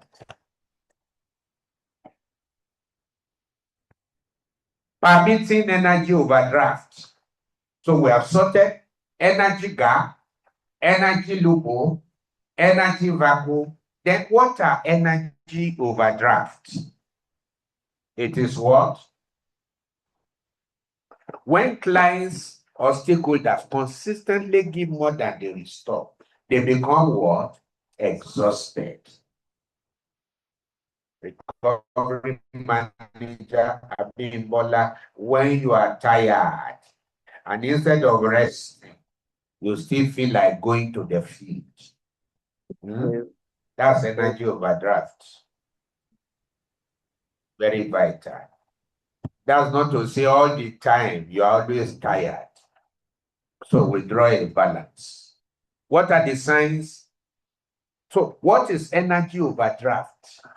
When you are trying to exceed your limit unreasonably. Let me say it. I'll give you 5 minutes of energy overdraft for the sake of new people to recovery management. One, when you overstretch yourself unreasonably, that's energy overdraft. Two, when you are trying to deliver a service you are not prepared for.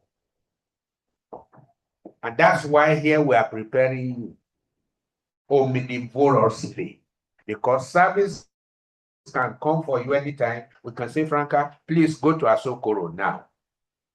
We have already perfected payment system and all of that, so that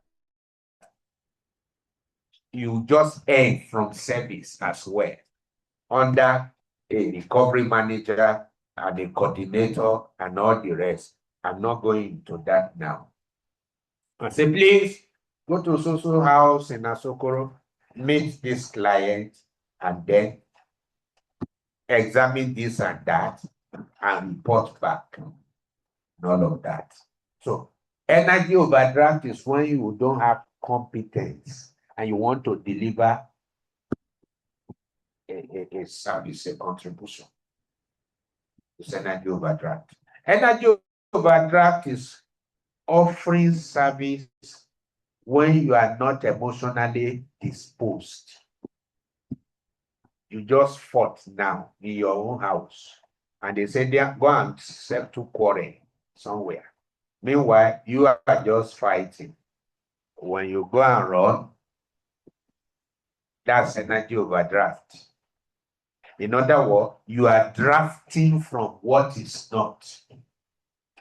Energy overdraft is when withdrawal is more than what? Deposit. You don't have enough, and yet you are giving. And that's the problem of the 5 foolish virgins. Eh? They say we have lampo, but please give us from your own.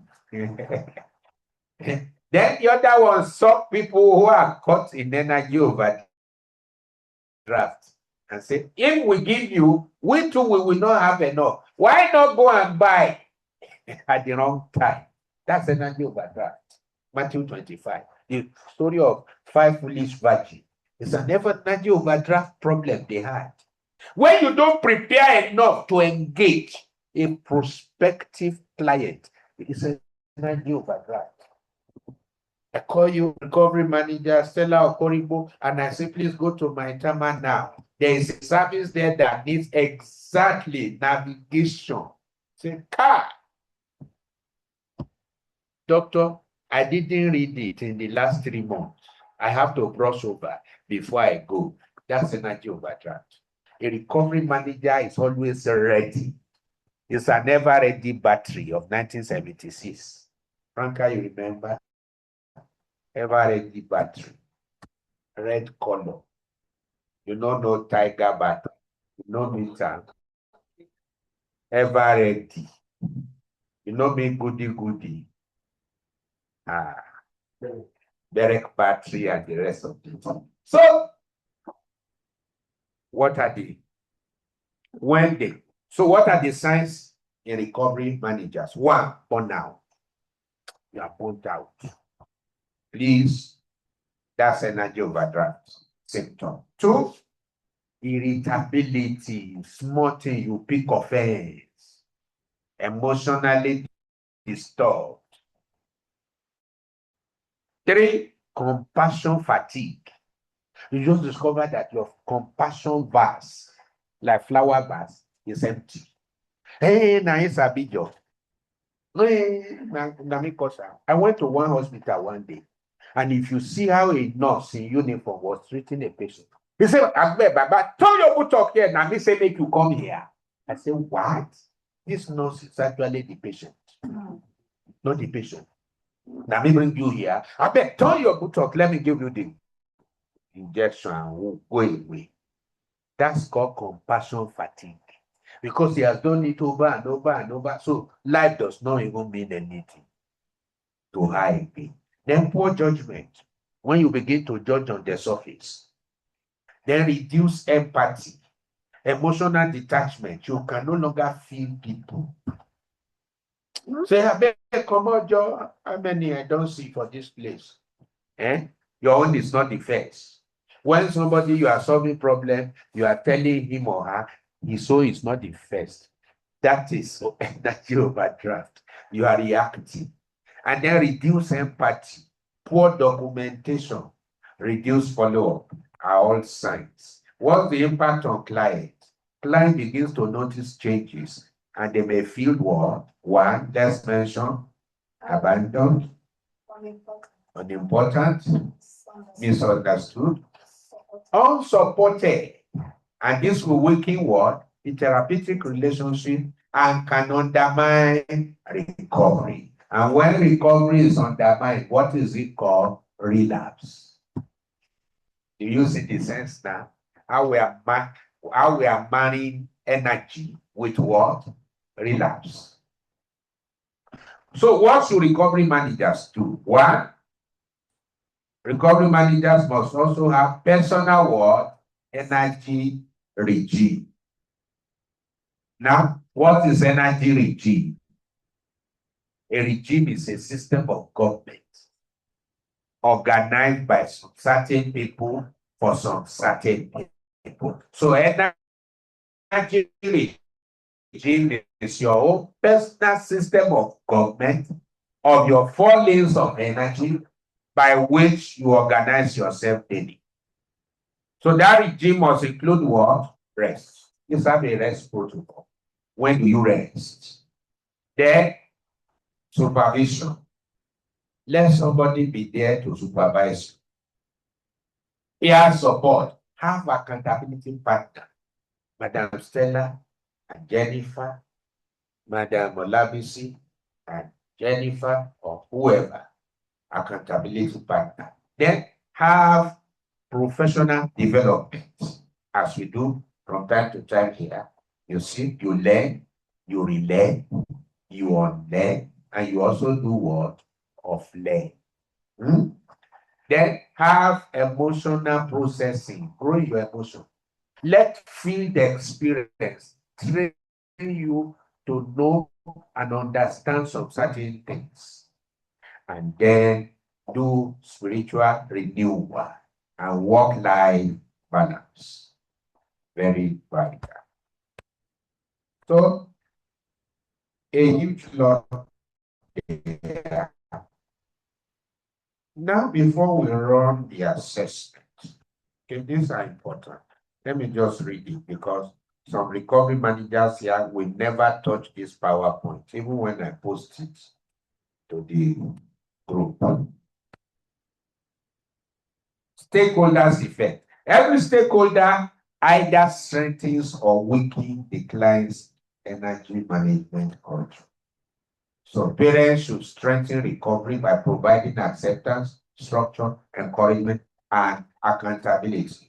Weaken recovery through criticism, neglect, inconsistency, which we have seen. Even employers to have their own, and then Jelly to has her own.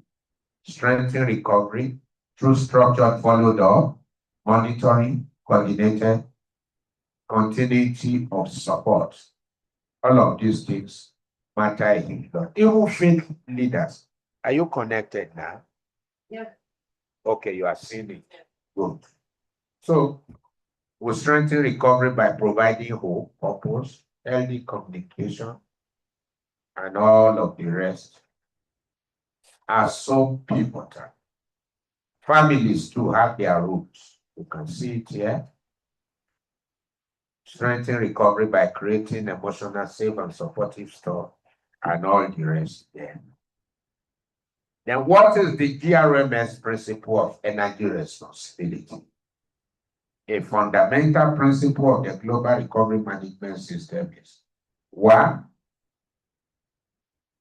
no recovery manager can consistently build healthy recovery environment for clients while neglecting the health of their own world, energy management terrain. So recovery is transferred through what? Relationship. What again? Healthy professional cultivate what? That is it, by the reason of contagion and transference. Number three, read for me. Healthy families strengthen what? Recovery. And the healthy organization sustains what? And the last one. So that is the responsibility. Very vital. These are our assignments. Please snap it. I want to leave the place now. What are the energy gaps currently existing? In my professional practice, the loophole and all the rest. And then we are going to run the assessment. Look at the closing principle. The quality of a client's recovery is strongly influenced by the quality of what? Energy management created by those who support them. And that has been our emphasis to this. Not just the field, but you carrying the seed to be planted in the field so that at the end of the day, we have a yield. Very pivotal. Where professionals permit energy gaps, loopholes, and vacuum, and overdraft in their own practice or systems, clients inherit unnecessary risk. And nobody sees that. But we are addressing it. Sustainable recovery therefore requires healthy clients, healthy professionals, healthy world organization, and healthy communities work together into what? Work together within one ecosystem. Good. So 7 things to build a strong energy management culture across all states. Number 1, personal energy before what? professional energy. And you see almost the last slide here, personal energy. Before professional energy, you give what you have. Then two, daily behavioral protocols. If you are the one who misses out on your own behavioral protocol, you are not good for the field. Because the law of contagion says you are going to produce your sort. What's number three? Prevention before intervention. Very important. Prevent. Professionals should learn to work, detect energy overdraft, burnout, compassion fatigue, poor judgment, or relapse. Number four, please make it a lifestyle, not just an event. Number five, every stakeholder should belong to an energy circle that checks what? Am I sleeping well? Nutrition, emotional stability, workload, reflection. So keep all this in check. So in time will come, we will group us into clusters where you can share. A family stays together when they care for one another. Professionals should understand what gives them energy, what drains them, what restores them, their danger signs, and their recovery speed. Then finally, before we go into the assessment, recovery, okay, number 6 is both culture of body. Recovery workers should become visible examples of the behavior they teach. People believe what they consistently see. And we have a modeling model. It is called the GRMS energy ecosystem. What is the model called? Great. Where G stands for what? Oh, we are all tired. People online, people in front of me are tired. Oh, are you tired? You are minding up. What is G? Guard your energy. Thank you. And to guard your energy, what are the 5 things, the 4 things you do? Know your boundary, sleep, nutrition, and recovery. What is letter R? Keep online to restore daily. How do you restore daily? Reflection, exercise, rest, emotional regulation. What about letter E? Expand wisely. What are the 4 things you do? Learning, mentoring, teamwork, and innovation. Then A, account for your energy. Do a daily behavioral health assessment check, which is what we're going to run now. Weekly coaching, monthly review. And then letter T, transfer healthy energy. Can you see how we put it? Why are you transferring last? We want you to be okay first. It's not moving. Maybe it's your phone that is not. Can you see it? Can you see 6? Culture of modeling? That's where I am. And then to transfer healthy energies, these are the things you do. So let's take our assessment now. So that this one is not showing clearly. Everybody in their class?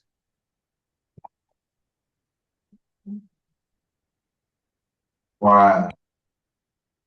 How will people online see it? Okay. Please share the one mind. We're going to show you the 2 assessments now. Where are they? I thought you opened them. It will declare everything. So everybody in their class, we have 2 assessments that shows us the sufficient way to harmonize our 4 lanes of energy. One at private level, the other one at public level. Most of us are used to the first one, behavioral check assessment test. What the behavioral check test?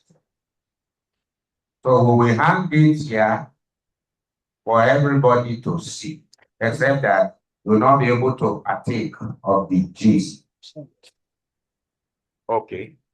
Okay. Shola will send the two to the group now. So go to Global Recovery Management System group. You can download your copy from there and follow us. But you need to follow us online here. I will show you how it works. That's the sufficient condition to harmonizing your energy. And this thing I'm going to teach you has given me jobs in places, organizations, companies, banks. So you can start your business from what I'm going to show you now. Because nobody is doing it in Africa except Saba Resources. And nobody is doing it in the globe the way we are doing it except Global Recovery Management System. So look at it. Behavioral check assessment test. But 101. Please learn the lesson. You can pick the book for it. We have a whole book dedicated and printed for this. You can get one copy later.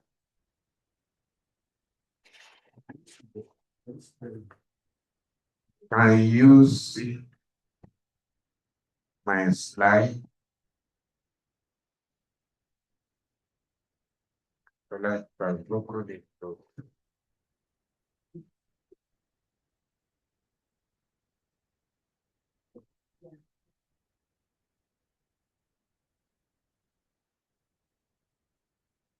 Now, what is behavioral health assessment test? It is an assessment that shows you the combination of your four lanes of energy in facts and figures. What you say is put to figures so that you can do analysis via it. Not too far away, sir. Okay, you have a copy at hand. So please, okay, people online, let me see whether you can see. Yes, I shared it. Can we see people online? That is called behavioral health assessment test. So what we are testing now is the health of your behavior. When I can test your own and you know why you are there and how to walk away, then you can use it for your clients. So these 2 days now, we have talked about energy.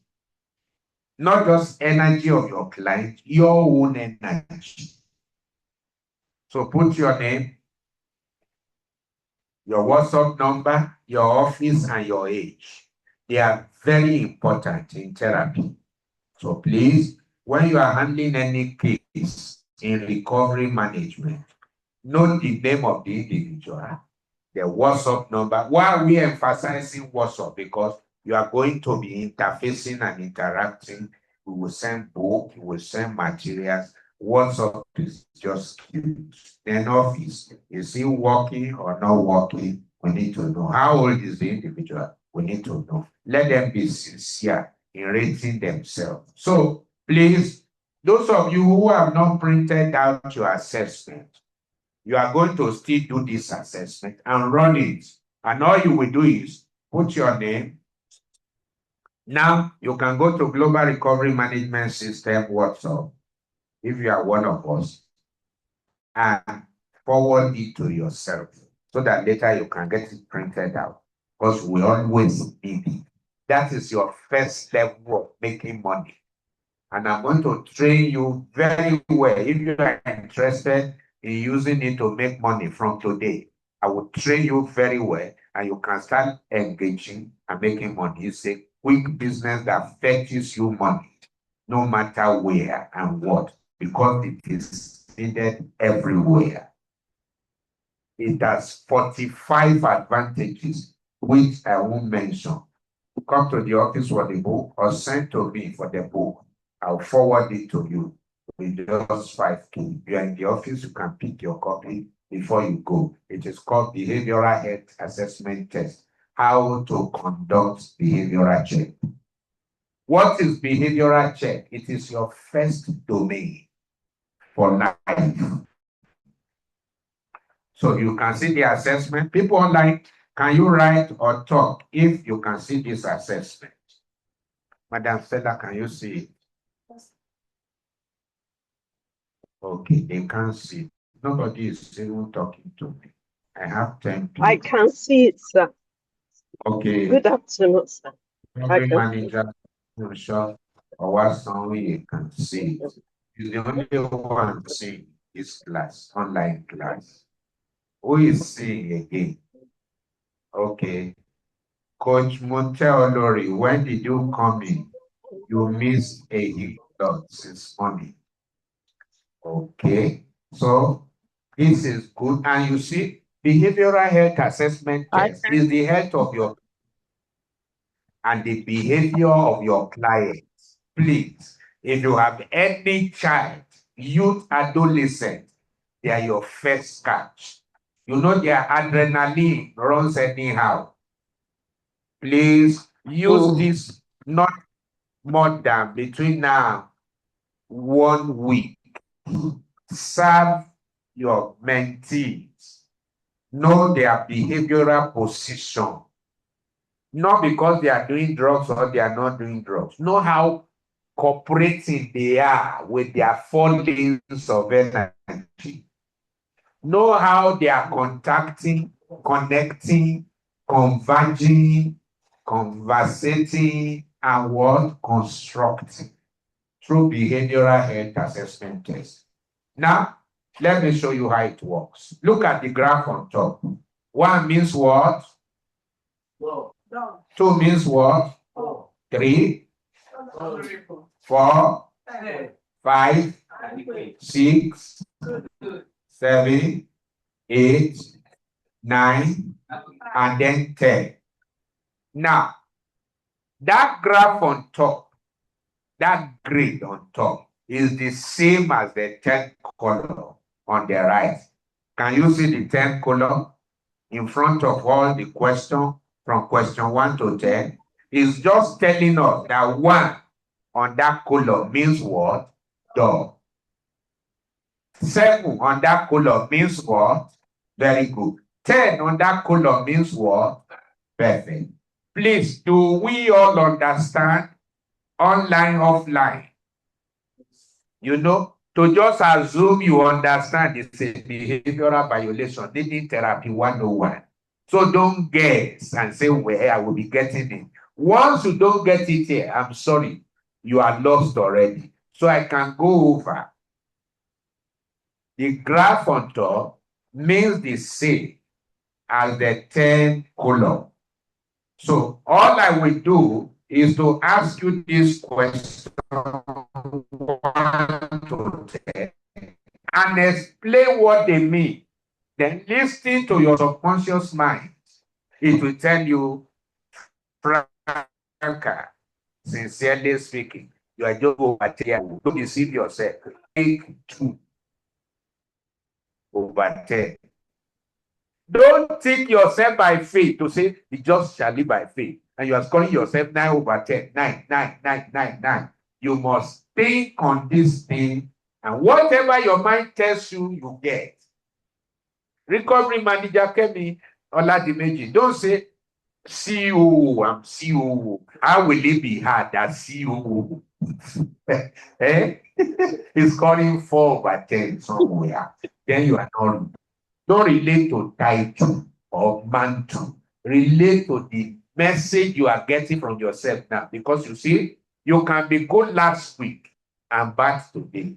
And the essence of this thing is to capture your current behavior. It's Muta Olori hearing me. So people online, just take your own assessment by writing 1, 2, 3, and putting your score because you don't have assessment. So we'll not be able to do behavioral invasion and tell you your position, your mental health, your emotional health, your physical health, your root cause analysis, all those things I will tell you now. And you will see how that we will use this assessment to know exactly what is happening to you, the level you are in your energy, how close you are to hypertension or some other issues. And with that, you help people to solve problems. Now, we are going to use two rules here in assessing you. I told you about introspection yesterday. Yes, we are doing real introspection now. And what do you do in introspection? You turn the searchlight inward.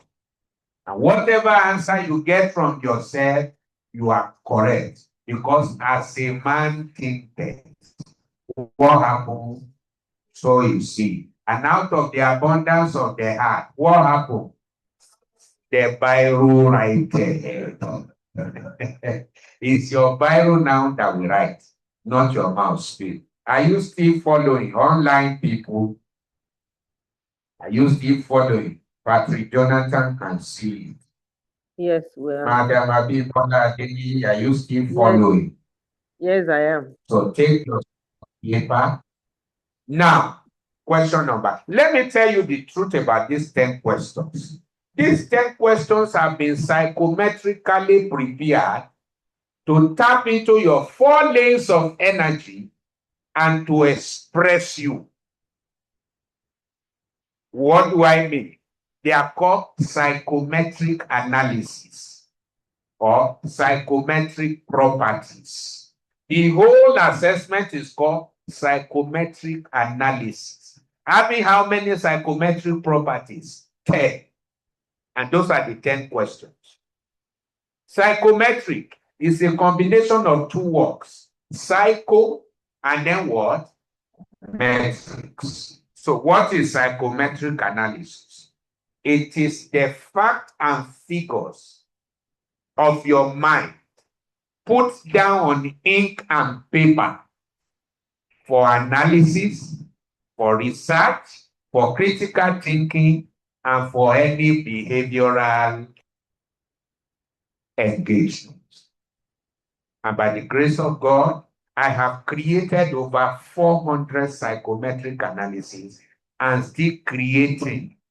Overnight, I created the second one we are going to study now, which is global in nature as a psychometrician. It's a course I can also package anybody who is interested in global recovery management in this order. So these 10 questions have been framed to invade into you through your thoughts so that we will weave you out and your energies and show you your balance, your deviation, and all those stories we've been hearing yesterday. It's time to put the facts to the word figures so that at the end of the day, we say, hey, you are lopsided. Hey, you are running overdraft. Hey, there are gaps in your life. Hey, there are loopholes. So are you ready for me? Good. As a man thinketh, out of the abundance of the heart, the Bible writed. Good.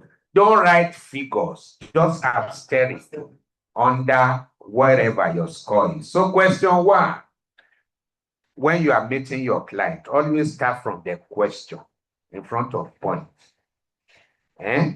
How well do you know and relate with platform of daily vibration? In other words, how well do you know what you do from waking up in the morning to sleeping back? So you now ask yourself, James Komolafe, how well do you know? Are you aware of what you do from waking up in the morning, where you live, to sleeping back? I know perfectly. So in my case now, I'm scoring myself 8/10 there. But in your own case, you don't know. Anything can just happen. Your phone can ring. They say, come to Maitama. You leave Maitama. You go to Asokoro. From there to anywhere, you are scoring low. So if you are aware, because you see, awareness is key. Consciousness is key. You can't make contact when you are not conscious. So everybody tick. Are we all ticked? Good. Can I go to question number 2? Now, question number 2 says, how well, so for people online who don't have the assessment, just write number 1. I score myself 4 or 5 or 10 or 7. Let nobody here score 10, 10. You are not really. Question number 2. How well do you balance on daily stretches without lopsidedness? What does it mean? How well do you balance your mental energy, emotional energy, physical energy, and spiritual energy per day? You are not too emotional and less physical. You are not too mental and less emotional.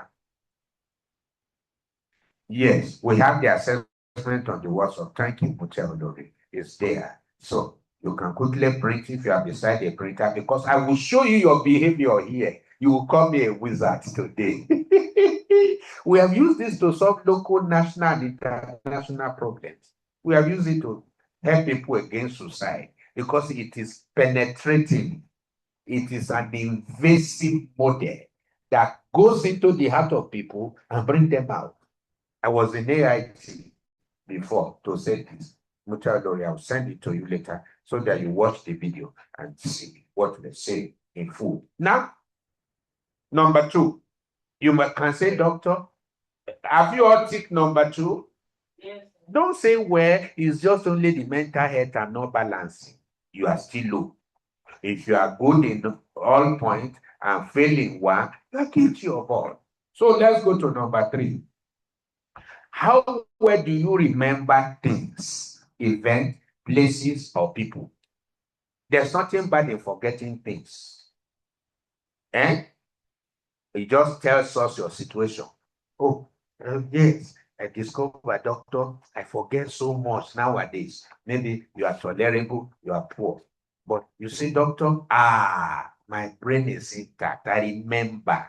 In fact, the time Long Lugar died, I knew the very time. It was 4 p.m. and so, and you're just full and you remember things, places, people. You are scoring 7, 8, 9, 10. Oh yeah, tick.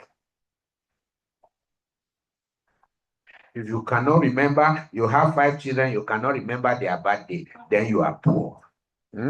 Or you don't remember your spouse's birthday. You say, was it 1961 or 3 and all that? You are poor. Or you forget. You can't remember your school headmaster's name.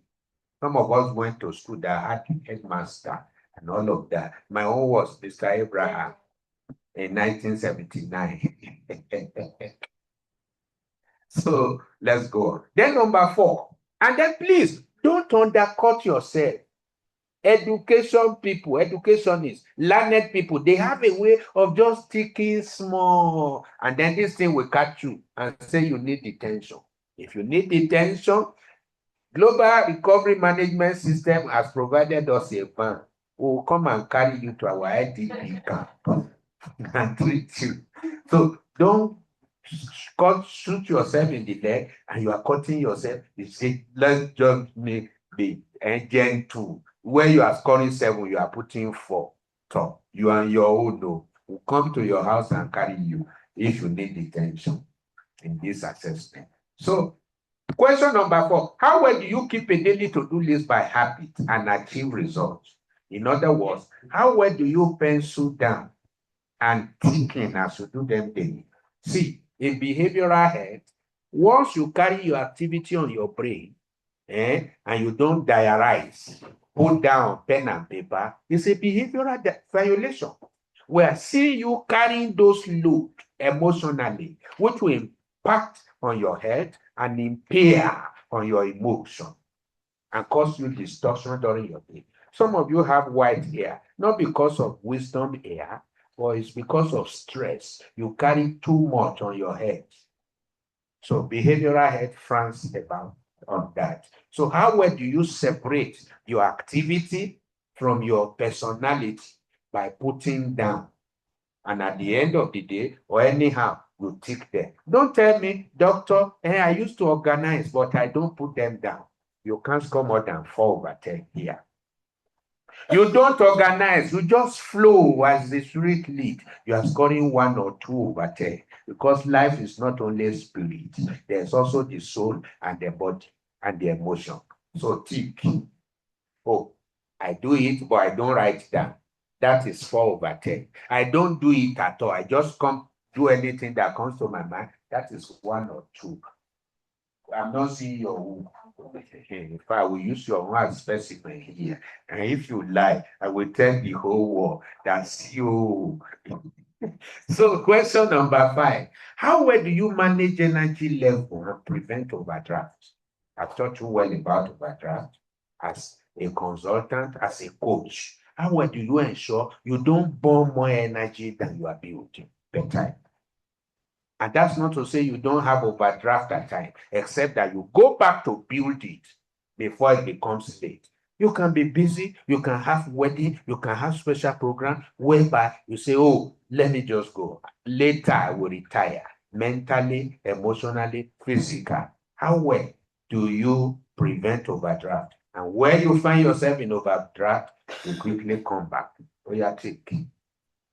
Overdraft can be mental, it can be physical, it can be social, it can be whatever. Overdraft is overdraft. Number 6, how well do you manage or cure overdraft? By conscious intention. You are not behaving like Nigeria university lecturers who, when they give sabbatical, they will go and connect with 3 other universities to go and work instead of resting. How well do you cure overdraft? You know, you are fagged out, you have worked so tirelessly for the last 2 weeks, and you say, hey, I don't want to break down. Let me recover my energy. You don't just carry go because, oh, you have all the jobs and every time you are not resting, you are not refreshing and reconnecting with yourself. You see, as recovery managers, you are not supposed to be tired before you rest. Like I'm talking to myself here. I'm sure Frankie must be wondering because I leave at times very early and I'm the last person. So you see, how well do you build back? Very vital. Conscious intention, deliberate creation is the rule. Don't be tired before you rest. Don't be hungry before you eat. You need food not because you are hungry. You need food because you need to build and burn energy and folate. And you need food for all of them. Tick. The next question, number 7. How well do you identify triggers, symptoms of health decline, and cooperate with your system to do the needful? What are triggers? Issues that could bring out your bad self, that could make you to misbehave. How well do you identify them and avoid them? How well do you listen to your mind? You are thirsty, you drink water, you are hungry, you eat food, you are tired, you rest. You don't carry weed from office home to say, I'm very disciplined, I don't use any other person's toilet, and you carry weed from 2 p.m. to 6:30 before you get home because you are disciplined. You see, that's abuse. You're abusing your system. Your body says you need rest now, go and sleep. You say, no, I must meet deadline. And all the time is deadline, deadline, deadline, deadline. In fact, one day we sat down, we checked the meaning of deadline. And it's a composition of how many words? 2 words. One, dead, the other one, line. And we discovered that when deadlines are becoming too many, it can become the line of the dead. May you not be found there. So, quickly. Next one. How well do you balance energy regime and maintain current condition? In other words, how well do you ensure that you don't break what we call your absorptive capacity?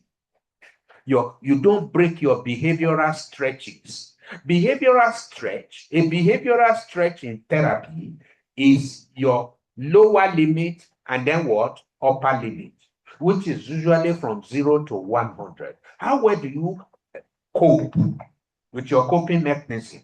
You don't break your boundary. You don't break your stretch. Human lives exist like elastic rubber band. The more you pull it, the more it stretches. But there is a point to which you will pull it. What happens? It will cut. That is when people break down. That is when people have partial stroke. That is when people have what? Sudden collapses. It is not your portion by the grace of God. So where do you ensure that you maintain balance? You always bounce back to what you can cope with. You know your limit, but you are not limiting your knowledge. You don't say, if my son can carry 9 inches ball, not be me give back, and at 67, you are trying to do what your son did. Before you hear at your back. So you don't measure yourself with yourself.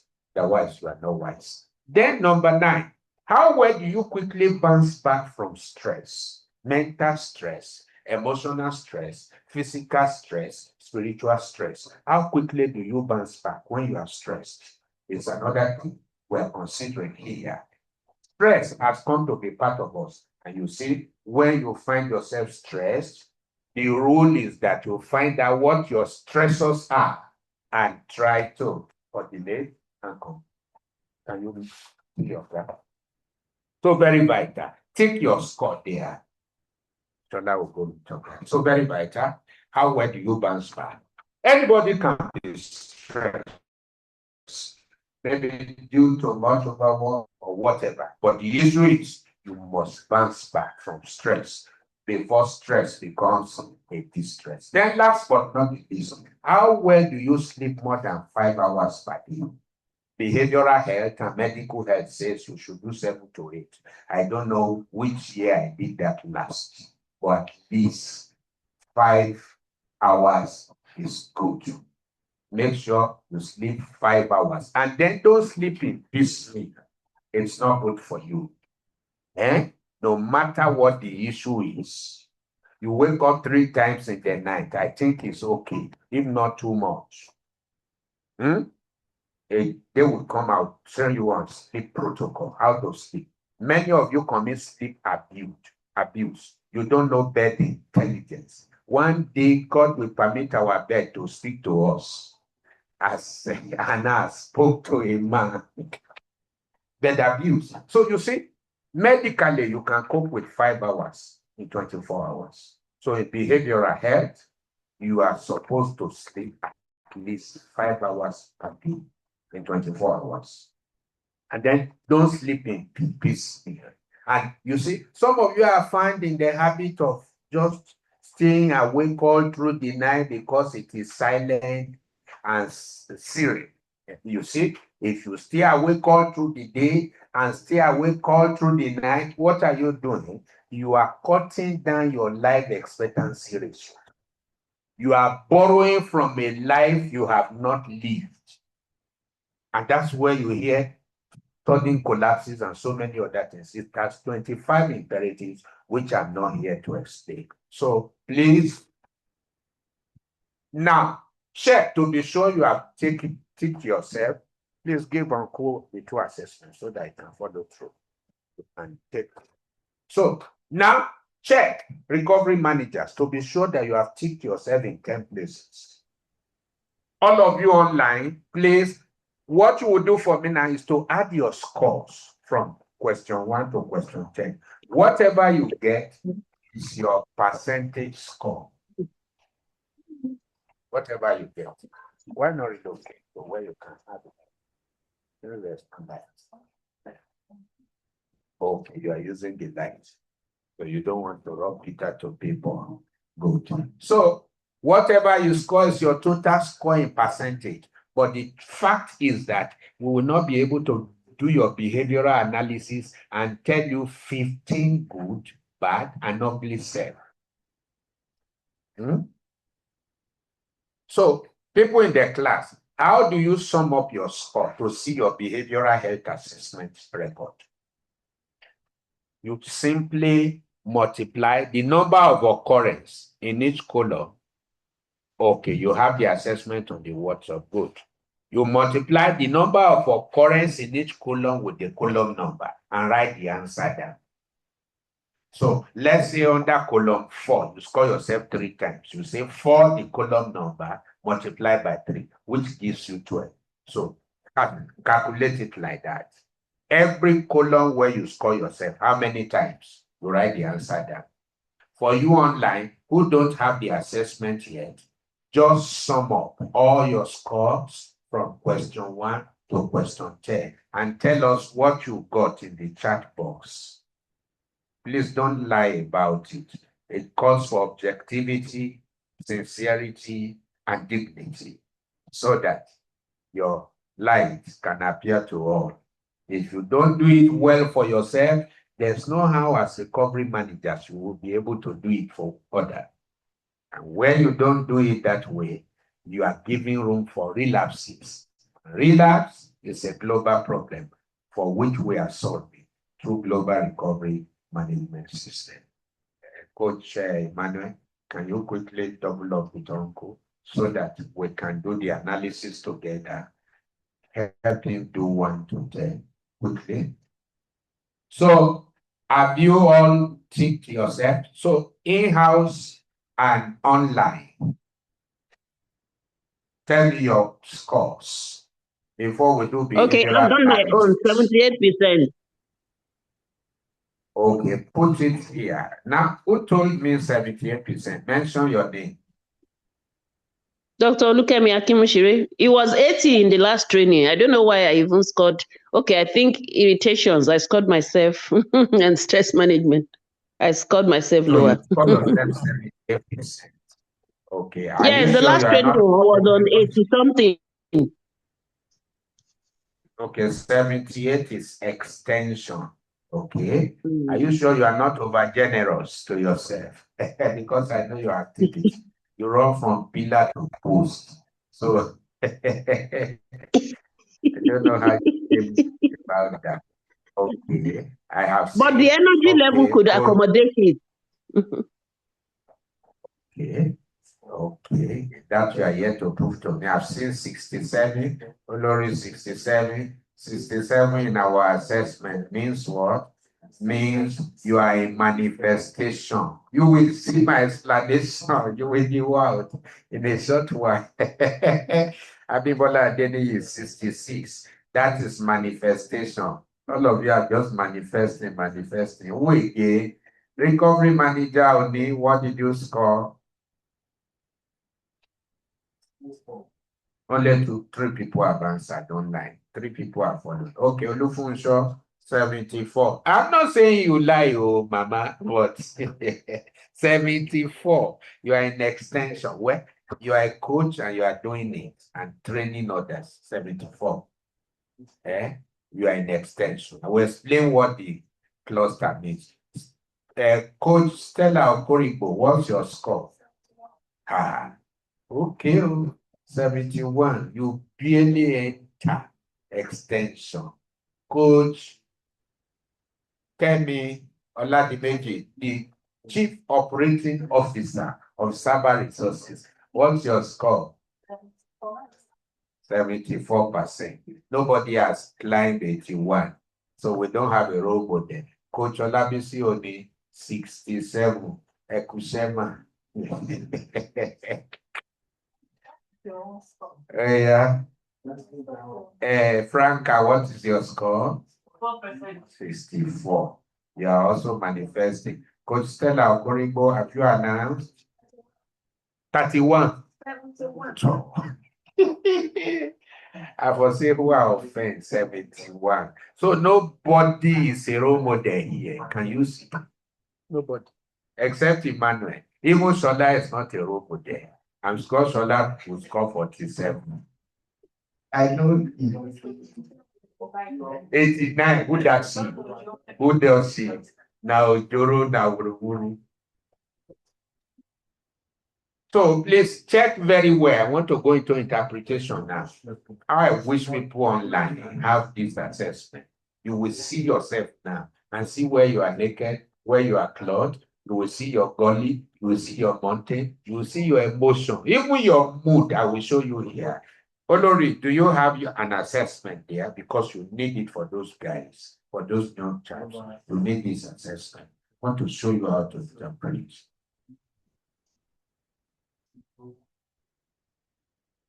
So are we ready? Now, let's go to interpretation.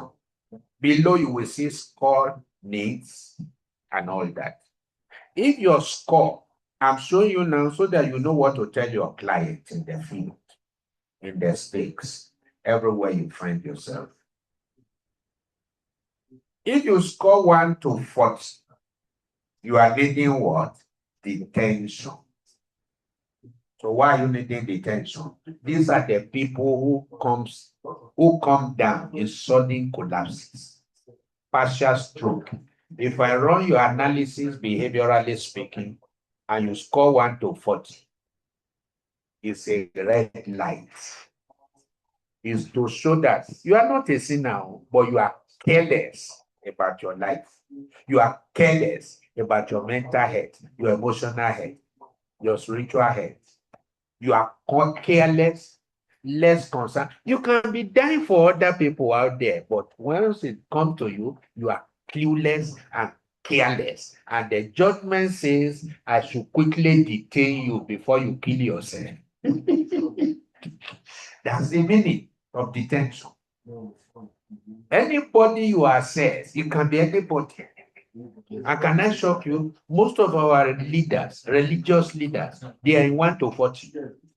Under the guise of working for God. I'm telling you, feel the experience because I go everywhere to do this. See, faith does not negate lifestyle protocol.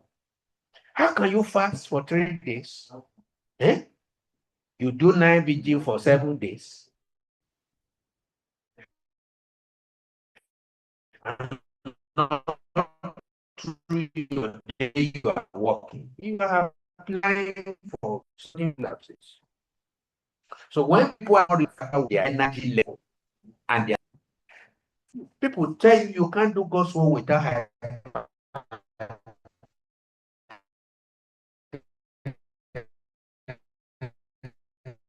It's a lie. I don't have hypertension. I'm conscious. As an energy trainer and teacher across board, I'm also watchful. I have home run 6. I have all kinds of blood pressure monitor beside running this. So when I'm running above board, I caution myself. I deliberately refuse some things. There are days I don't leave my house. That's not to say I'm not working. And then let me warn us, energy managers, recovery managers. Workaholism is no longer about not going out. You can be in your bed and be working more than a Dangote site for factory worker, packing cement and all that. We want to see your thoughts, your mindset. What did Uncle score? 65. Wow, I salute you, sir.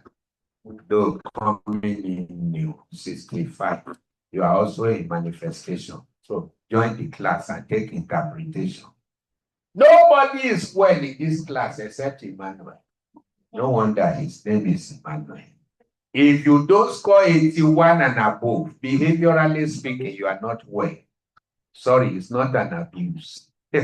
But you are well by God's grace.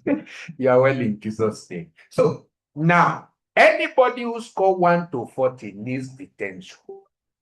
Please, recovery managers, I'm saying it again. If you assess anybody on this thing, no matter who that person is, no matter the grace on the life of that person, recovery management system says detain him. Why are you detaining him? So that you can explain the procedures of his life to him before he collapses, before he slumps, before he has partial stroke. If you run this for anybody and consecutively he is 1 to 40, he needs to be arrested and put in an IDP camp where he can rest, he can sleep, he can hydrate, and you start putting the bits and pieces of his life together and helping him to do self-management. Please, your pastor, you assess him and he score 1 to 40. Please, don't faith it through and say he's a servant of God. God knows how to take care of his own. You are seen to be wicked. If he scores 40 and you say, God will help you, please explain very well or invite me. I don't mind doing free service in order to package the person and walk him out of that debacle. That is the meaning. Now, anybody who scored 41 to 50 is needing attention. Now, doctor, you may say, doctor, what's the difference? The difference is this. For the one who scored 1 to 40 needs detention. Stop him immediately for whatsoever he's doing. What is most important now is his health. But for the one who scored 41 to 50, he is saying he's needing attention. Give him room to quickly round up whatever he's doing so that he can be attended to. That's the meaning of 41 to 50. He is also not well and is susceptible and becoming vulnerable to all kinds of maladies, including medical challenges. And let me tell you what, over 80% of medical problems stems out of behavioral violation issues. And that's why behavioral health is the mother health in the 21st century lifestyle and productivity. Now, anybody who scored 51 to 60 and thinking he has a passport is also not well. What does he need? Comprehension. It means what he knows about himself is less than what he should know. It's like the Ethiopian, who carries Isaiah 53 and read. He has no understanding until he was helped to understand what he read. So it means you need comprehension. So what we do as therapists and as recovery managers, we take your assessment and look at your gradient, which I will work out now, and see your gaps, your loophole, your vacuum. We see where you need to cross your T and dot your R so that you can bounce back. So you are needing comprehension. You lack full understanding of things going on in your life. You are needing SWOT analysis. Will show you your strength, your weakness, your opportunities, and your strength. They are all here. These 165 things about your life. You're good, you're bad, and you're ugly. They are all embellished here. Now, if you score 61 to 70, which is the model mark of this class, and even online, you are needing manifestation. What does that mean? It means you have so many energies within you looking for windows of opportunity to manifest. If I have access to your brain now, your brain is still full of plans. I will do this, I will do that, I will do that. That is the meaning. Meaning, you've achieved some certain things in life, but you are still looking for windows to manifest more, to do some things in your life. You are still wishing in some certain areas when it comes to energy, lifestyle management. You are not there yet. You are still seeking. Can I still do this? I still want to do this. I still want to do that. You have so many wishes. And in life, if wishes were horses, even beggars will ride. So you are the wishy-washy people. That doesn't mean you are confused, but you have so many things you have not achieved. If the record matches your current level, say yay. So you are all vulnerable. So if you score 71 to 80, you are needing extension. What's the meaning? It means where, to the glory of God, you have achieved some certain dreams in life, or the only thing you need now are just few things. But as per hitting your critical mass and connecting with your niches, you have found it. Mote Olori, where are you? Are you in extension or manifestation? So I don't know how I found myself in manifestation. No. That's where you are, my sister. I am there, 67. 67. So meaning you are needing, and you see, everyone in the house and online, whatever you score, subtract it from 100. That is the number of gap, loophole, and vacuum you have currently. So yeah, subtract it. Anything you score, subtract it from 100. That's the number of loophole you have. So, Mutia Olori, 33. who scored 67, you have 33 loophole to the glory of God. You are leaking 33 places as far as energy is concerned. So, Mutia Olori, if you have a GP tank that is leaking in 33 places, The will water you don't trust finish. it? Water don't finish.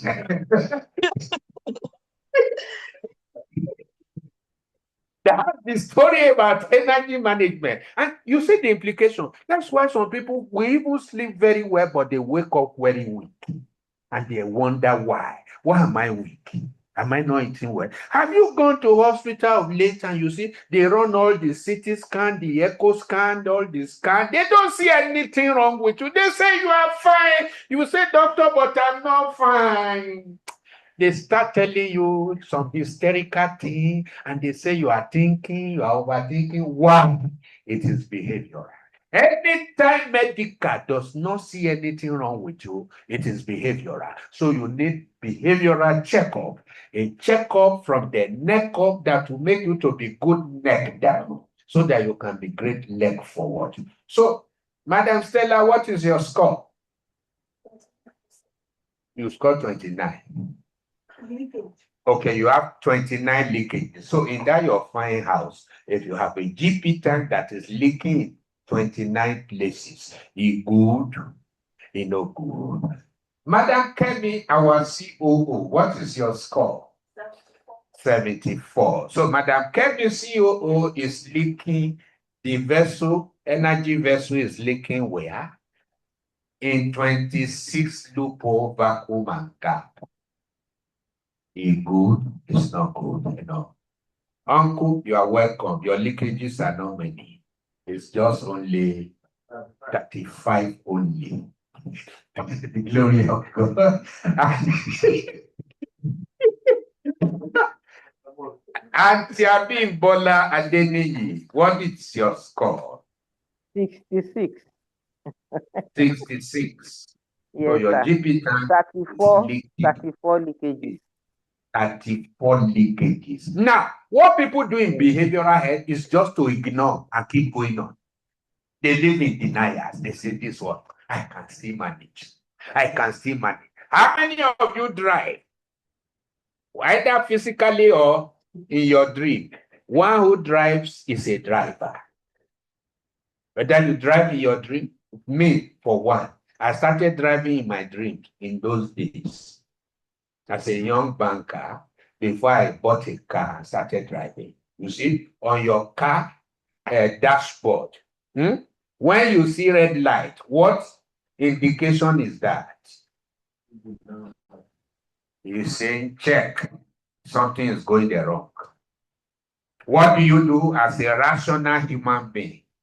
You park to check where, check your engine, check wherever, and get it fixed. But we human beings, we don't do that. You are finding a symptom of headache or somewhere, you say, Kai, I can still go. What do you take? You go and self-medicate. You take Panadol. You are not sleeping well just because you are body. And you have headaches. You are taking Panadol. You are robbing Peter to pay Paul. So what do? You just discover that you keep accumulating toxins in your system and all that. We lost a boy in one of our field last month. What happened? This boy had toothache. And instead of going for treatment, he began to self-medicate and taking analgesic just to relieve pain. Each time he takes it, he finds relief. Not knowing that that analgesic was destroying his was it kidney or liver, Shola? And 2 kidneys packed off. And at the end of the day, he passed on. What happened? He self-medicated. He took medicine not meant for whatever, but he just felt, I take relief. So please, behavioral health is critical. Now, let me finish because I want to run your assessment and show you your gap, your loophole, your vacuum, your overdraft, so that you can rejig and rework yourself back to your lifestyle protocol. So anybody who scores 71 to 80, my pivotal lanes in life, and I have engaged very critically. I thank God for where I am. All I just need to do is to cross my T and dot my I. But as per who I am, for what I have and what I need to be, I found it already and I am engaging. So 85% of today's class are not up to that. So you are still trying to manifest your real nature. You are like a man. Now, 71 to 80 means you still have some grounds to conquer, though you have conquered many. You are like Joshua in Joshua chapter 12, who gave testimony of conquering 31 kings and mentioned there. But when God came in chapter 13, he showed him some pivotal places he had not even touched. So that is that. Now, if you score 81 and above, you are a role model. You know what? Cyber Resources and Global Recovery Management System will stand up for you as a role model. We'll say this is our well-beloved recovery manager in whom Cyber Resources and Global Recovery Management is well pleased. Let the whole world follow him. So we have only one follower in this class. Only one person where, the rest nowhere. Not you. You are well in Jesus' name. So that's the meaning. Now, how do you do behavioral analysis? We go to your graph. The first thing we look for is your behavioral profit and loss. And what do? You draw two brackets. You are draw everywhere that you are. Draw two brackets. Start from number one. Bracket open. Put 1 under it. Bracket close. Put 100. And then whatever is your score, divide it into 2. If your score is 50, it means you are going to divide your bracket into 2 halves, equal halves. If your own is 71, it means you are almost 3/4 in the line. Mark it. Where your score is, put plus 71 minus 21 in the other side of it, and see which one of the divide is tilting towards a particular gradient. You understanding what I am saying? Let me try and draw my own here. Let's say my score here, and like Mutelu score 60. What did you score again? Let me reflect you here. 57. Okay. Now, I'm going to use you as a specimen. Can I go ahead, Mutaolori? Please go So ahead, sir. tell me what you score in 1. 10. 10. Okay. Yes. 10. Good. What do you score in 2? 7. 7. Question 3. What is your score? 6. Eh? 6, right? Okay, 6. Question 4. What's your score? 2. 2. I gave myself 2. Yes, and that's your score. That's why you gave yourself. Question 5. What's your score? 6. 6. 6. Yes, question 5. Question 6. What's your score? Another 6. Yes, sir. Okay, question 7. 8. Question 7 is 6, 7, 8. Good. Question 8. 7. 7. Question 9. 8. 8. Question 10. 7. 7. Good. 7. So now look at how we add everybody online so that when you eventually have your assessment, you know what to do. Now we look at everywhere Mute scores herself under column 6. How many times? 1, 2, 3, 4, 4 times. So 4 times 6, that's 24. We put 24 here.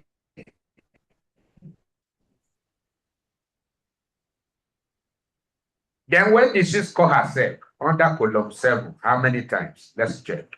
This is 1. This is 2. This is 3. So 3 times 7, that's 21. Emmanuel, bring power bank before this thing collapse. Don't write figure.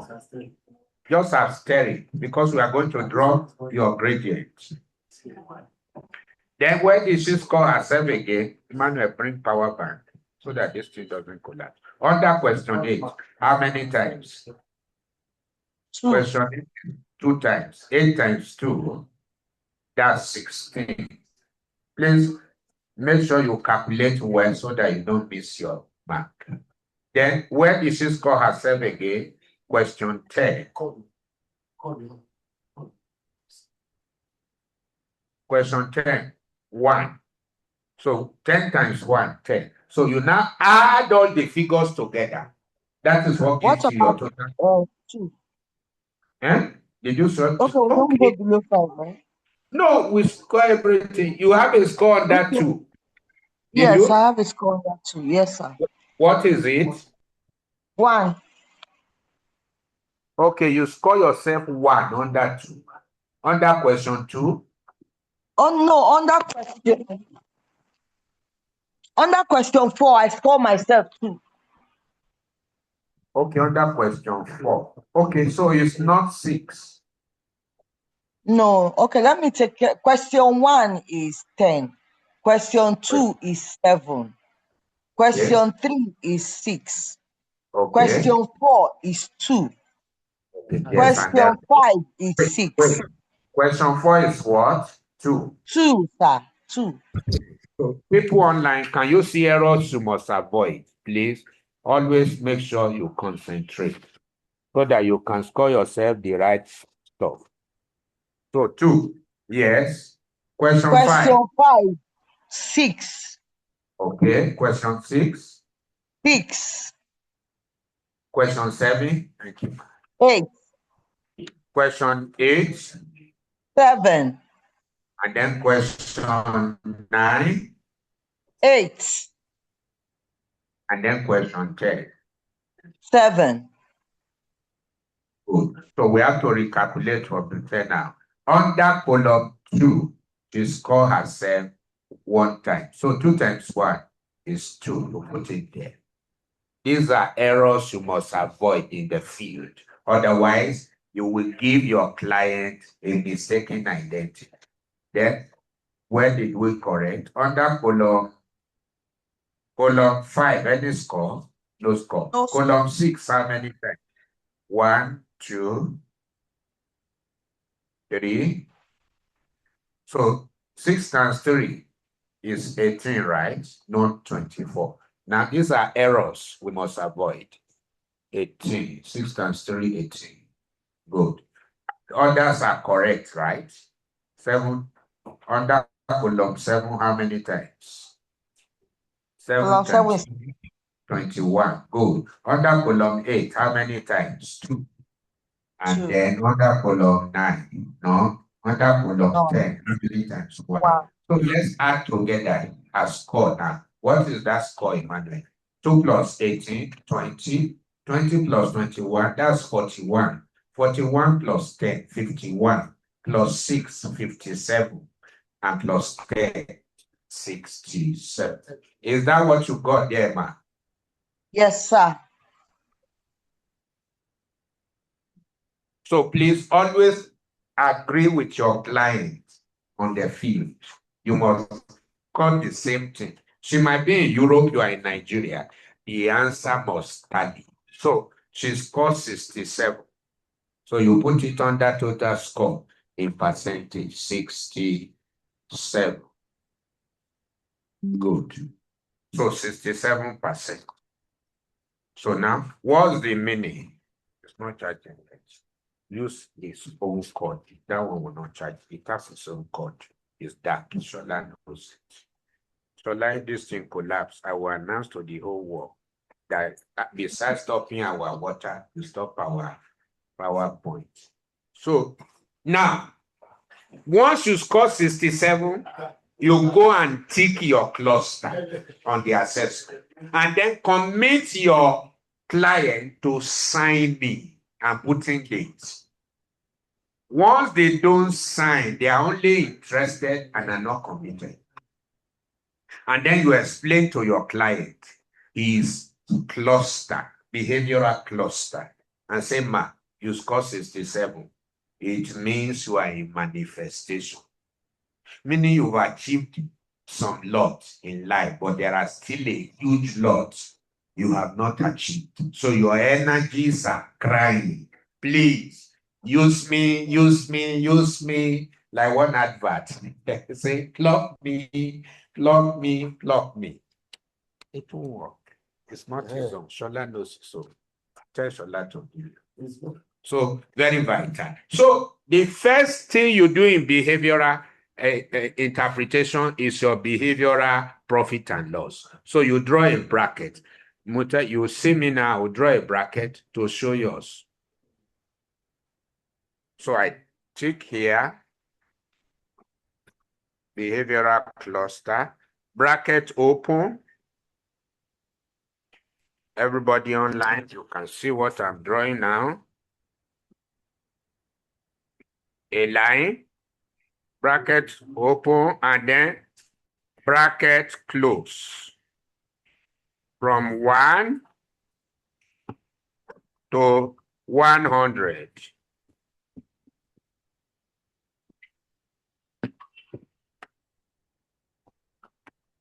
So where is 67 falling into? Is somewhere around here. Here. So you cut it into 2. Plus 67, yeah. And minus what? Plus 67. She's gaining 67% of her life. She's gaining 67 and losing 33 minus 33. That's a behavioral profit and loss. Meaning every day of her vibration, no matter what Muteolori does, she's only engaging profitably 67% of her total energy. She's only aligning. Can you remember what we taught yesterday? From contact to construction. You are only aligning 67% of your composite energy for your works, for your achievement. So the question now, Mute, is this. Where is this 33%? Where are you losing there? That's the next thing you take your clients. You now come here. So the next thing we are doing now is to discover our behavioral pitches. Behavioral pitch. We want to see your Monte and your value. We want to see how your mood has been behaving, given this mark. So everybody, go to your assessment. All of you in-house who has the assessment, go to your assessment. Draw a line from your first score to join wherever your second score is. People online, watch what I do for Mute's assessment now.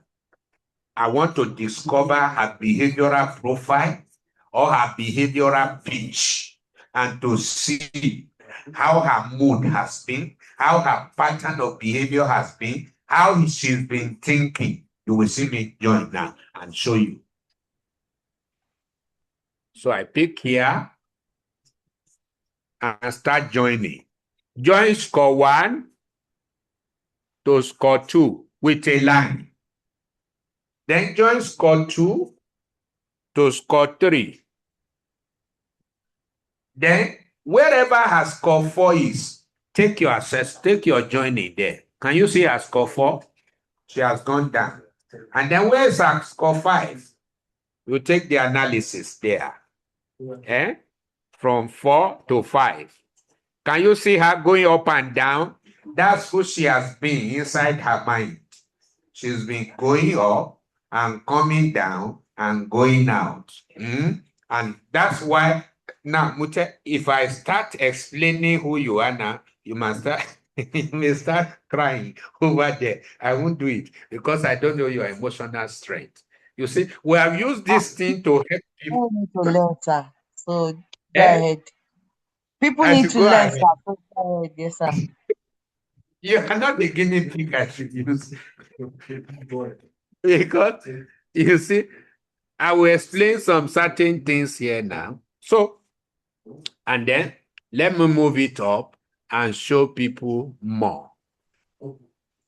So it means mountain, valley, then I move it up to see some of your other variables. Okay, so let me join here. Really? That somebody score 81 does not mean his behavioral pitch is okay. It can be good on the surface. Now, Mutalori, are you seeing what I am doing? This has been your behavioral journey. Can you see? Can you see? Can you see? Can you see? This is your behavioral journey. So how many mountains does Mute have? And how many valley? Her own is even simple. She has one mountain where she scored 10. In other words, if I bend your assessment towards, I tilt it towards the left, sure, guy his own now. How many mountains you get and valley? Oh, yeah, everybody in the house, do your own. If I tilt it to the left, where you score 10 is a mountain. And then you now came down, down, down in your question 4 to a gully, not even a valley. Now, can you see behavioral health? Now, how can somebody score 67 and yet has gully? He doesn't know. It doesn't show on their face, but it will be dealing with you small on the inside. People online, are you learning a lesson here?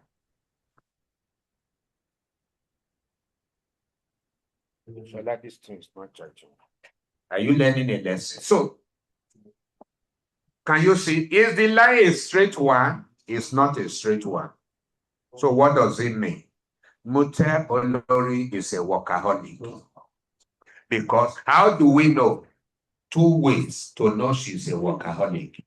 If you stretch out all these lines, it will almost be 1.5 size the paper. So meaning she is doing too much within a short space. Ma, what I'm saying, does it have relevance to you? That doesn't mean you are a bad person, but it's saying behaviorally speaking, you are doing too much within a short space. If I stretch out these lines, it's taller than the paper itself.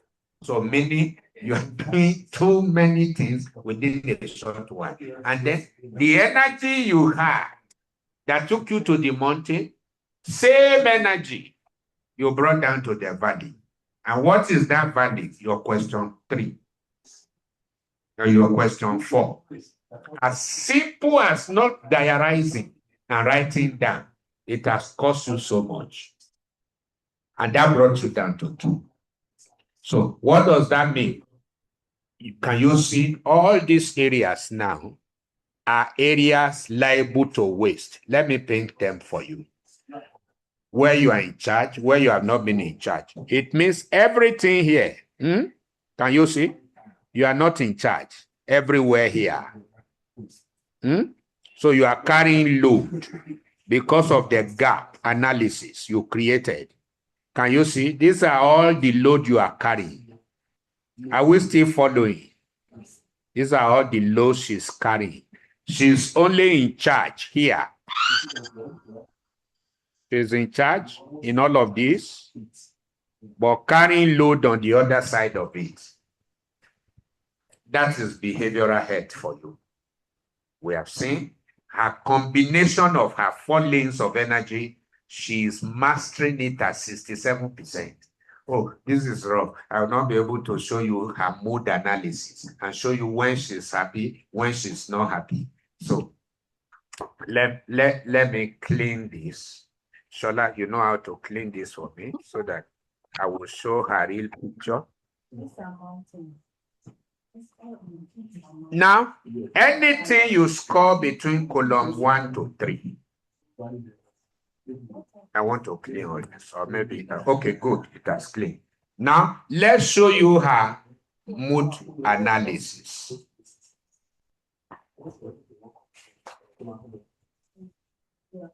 So let me redraw again. I want to explain her mood analysis over time, over the period under coverage. This thing does not lie. It will show you the inside of anybody because they are the one who thought it out. And out of the abundance of the heart, their biro wrote for you exactly who they are on the inside. Good.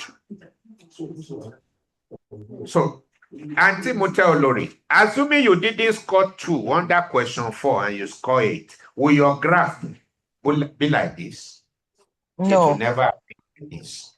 So, little matters that we say it doesn't matter in behavioral health. They even go ahead to cause damages for people and kill people. Have you seen people die because of headache? Yes. And people will say, it's witches, it's witchcraft. They follow them from village. How can headache kill? Behavioral health. It will show on the face. Now, who will know now that there's this gully within you just because you are not diarizing? Just because you don't keep to-do list, you just work as circumstances, as occasions serve, and all. It's risky. It may be helpful and paying you in the short run, even in the intermediate. But my sister, in the long time, it's going to weary you. What are the disadvantages of this? You grow older than your age. So you just discover that your energy regime drops over time. You just discover that you sit down in one place and you are heavy. You take all kinds of diagnosis upon diagnosis, they won't see anything. Just because you allow for behavioral deficiency. Now let's check our mood and let's check our power of alignment. See, everybody listening, recovery manager, you must look for alignment within before assignment without. And how do you check for alignment? Subtract your lowest column of tick from your highest column of tick. The gap must not be more than 2. Subtract. The gap must not be more than 2. So let's see Muteolori's alignment.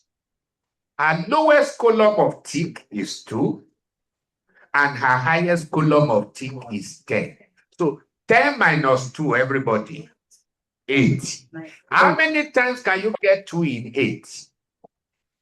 So you can get 2 in 8 4 times. Meaning what? Muteolori is 4 times separated from her original person just because of a behavioral malady. She's 4 times separated, distracted from her original. That's the meaning. You are 4 times doing what you alone should do. Meaning, if we get 3 other people with her, they will still all be busy if she continues her protocol this way. It's that bad. And that's why her lines are not straight. So, meaning she has no alignment within for her assignment without. Why? Because of a variable. Go to Uncle, Shola, go to Uncle and explain to him as I'm explaining. Leave Kemi alone. Go to Uncle and explain this alignment. Alignment. Yes. Francisca, can you get alignment? What is Francisca alignment? What is it? Subtract your lowest column of stick from your highest. Madam Oni, what is your alignment? I'm particularly interested. Your lowest column of score is what? Where you tick yourself. Okay. We won't be able to see. You see, that's why I say come to class or print out this thing. Madam, print your copy or do online and post to me today before the cock crows 3 times. All of you online who are not in class, please, even if it is online, the way I did Muteolori, do your own and send to me so that I can treat you for free. immediately. When you have alignment inside, don't go and look for assignment outside. You are causing more trouble for yourself. It won't show immediately on the face, but over time, you start feeling it. You start having sense. What is on gas alignment? Okay, she's 2 times distracted from her original person. What is the lowest column of score? It's 4. What is the highest? Okay, 8 minus 4. 4. How many times can you get 2 in 4? Oga, you are 2 times a workaholic. It's not good for your head. We will correct it. Madam, what's your own? You are 5 times. Okay, the distance is 5. How many times can you get 2 in 5? 2.5 times. You are 2.5 times a workaholic. Frankie, how many times? Your alignment is what? Enough. Is what?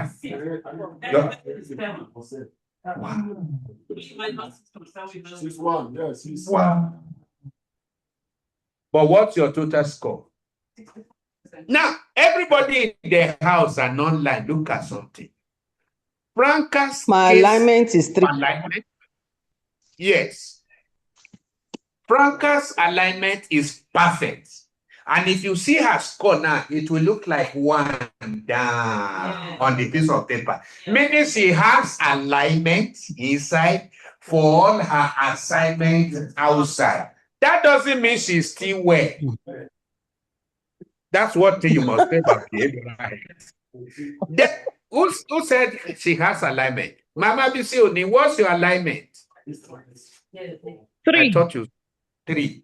Okay, meaning your lowest column of score is what? Is 5. 5. And your highest is what? 8. Wow. So meaning 8 minus 5, 3. How many times can you get 2 in 3?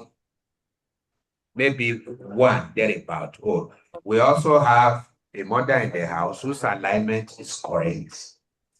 What does that mean? It means the person you are inside is the person you are carrying outside. No seams. So, Auntie Olori, please, you need to see me over this. Let's work at it. So it means you are straight. And such type of people that have perfect alignment, you know their character, they are very decent. They are very neat. Their word is their bank. You can take their word to bank, they will not change. They are organizers. That's the meaning. They are cute. They organize. It can take them time, but they believe they will get there one day. They don't give up. They will prefer to do it straight and neat, even when it's going to take them time. Why? They look for assignment first before the alignment. They are not too choleric. They are phlegmatic, melancholic in nature. They know what they are doing and they know where they are going and they head on straight for it. And then they may have alignment and their mood could be bad. Now, let's check everybody for mood. Oh yeah, let everybody listen, online, offline. Anything you score, Auntie Olori, are you still listening? Let's see your mood. Good. Now, her alignment is bad, but her mood is excellent. Let's see her mood analysis. Anything you score under column 1 to 3 means your mood is low as a behavioral pattern. Now, Mute Olori has just 1 score under columns 1 to 3. Meaning you can't find dull moment with Mute Olori. True or false, madam? Choose that. Have I ever met you? I've never met you, but this thing is revealing you. I can tell you 35 things about you looking at this assessment. You can't find Mute Olori saying, oh, I'm just dull. I don't even know how we do. No. Does that mean you don't have bad times? She has it, but she knows what to do as a coach to just gloss over Things happen to her, but she doesn't allow things to enter into her. Please, a round of applause for yourself. Let me not crucify you all. Maybe she's never done. That doesn't mean bad things don't happen, but she has learned to manage her emotion and be in charge of her emotion. She is an emotional mastermind. Then any score under column 4 to 6, go and help a guy who is new. Leave Kemi alone. Any score between 4 to 6, count how many variables. We are doing behavioral health. Now let's count. How many of us score for a mediocre mood? 1. I saw 1, 2, 3. So 3. Here is 1. Now see her variation. Here is how many? 1, just 1, 2, 3. 3. And then any score under 7 to 10. That's high mood. And that's where she fell into, perhaps, high mood. How many of our scores? 1, 2, 3, 4, 5, 6. Now, 6 of her score are in high mood. So many Motelori by persona is an individual who is charming. Madam, true or false? True, sir. They carry charm. you are charming without carrying charm. No wonder she works for a media house. You have the charm. I'm doing marketing for you now. You must pay me. She has charm. She's an attraction. On a natural day, you love to be with Hotel Lori. And that's why she runs programs for all kinds of people, because her measures of central tendency is towards the high pitch. She's highly pitched when it comes to emotion. And the only thing that is spoiling you is this number 4. Work on it so well, man. There are 10 things you can do to work on your 4. Otherwise, it will pull you down and pull even all your good record down. Most of your pitches are good, except where your score is lower than 7.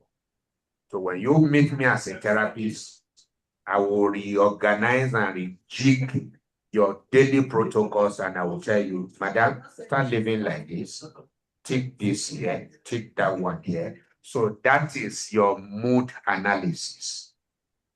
You are somebody who is loving, admiring, and then you appreciate people, you identify with people, you celebrate people, even as much as you want people also to celebrate you. But your alignment is not good enough. And then the way I'm saying it, you can do anything to make anybody well. That's your nature. You like celebrating people, raising people, and bringing the best out of people. Is showing here. You are not needing detention. You are not even needing attention. You are not needing comprehension. You are somebody who is avid in reading, in studying, in learning people, emotional intelligence, and all the rest of it. There are 35 characteristics of you here in the good, the bad, and the ugly. Why you are having this disparity is because of your question 4. And then general rule in behavioral health.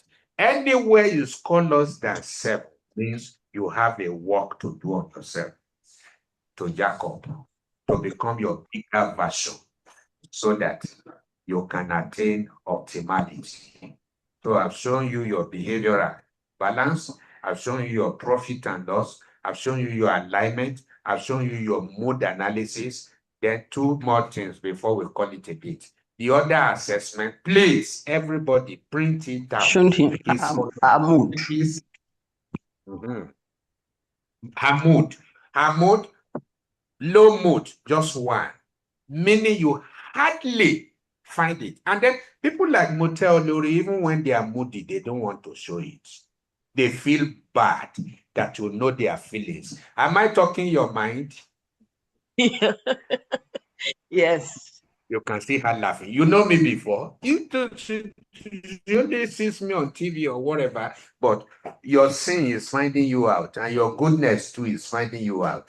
That is one thing about behavioral check, and every other check we run in global recovery management system. Now, when you run things like this for your client, they will break down.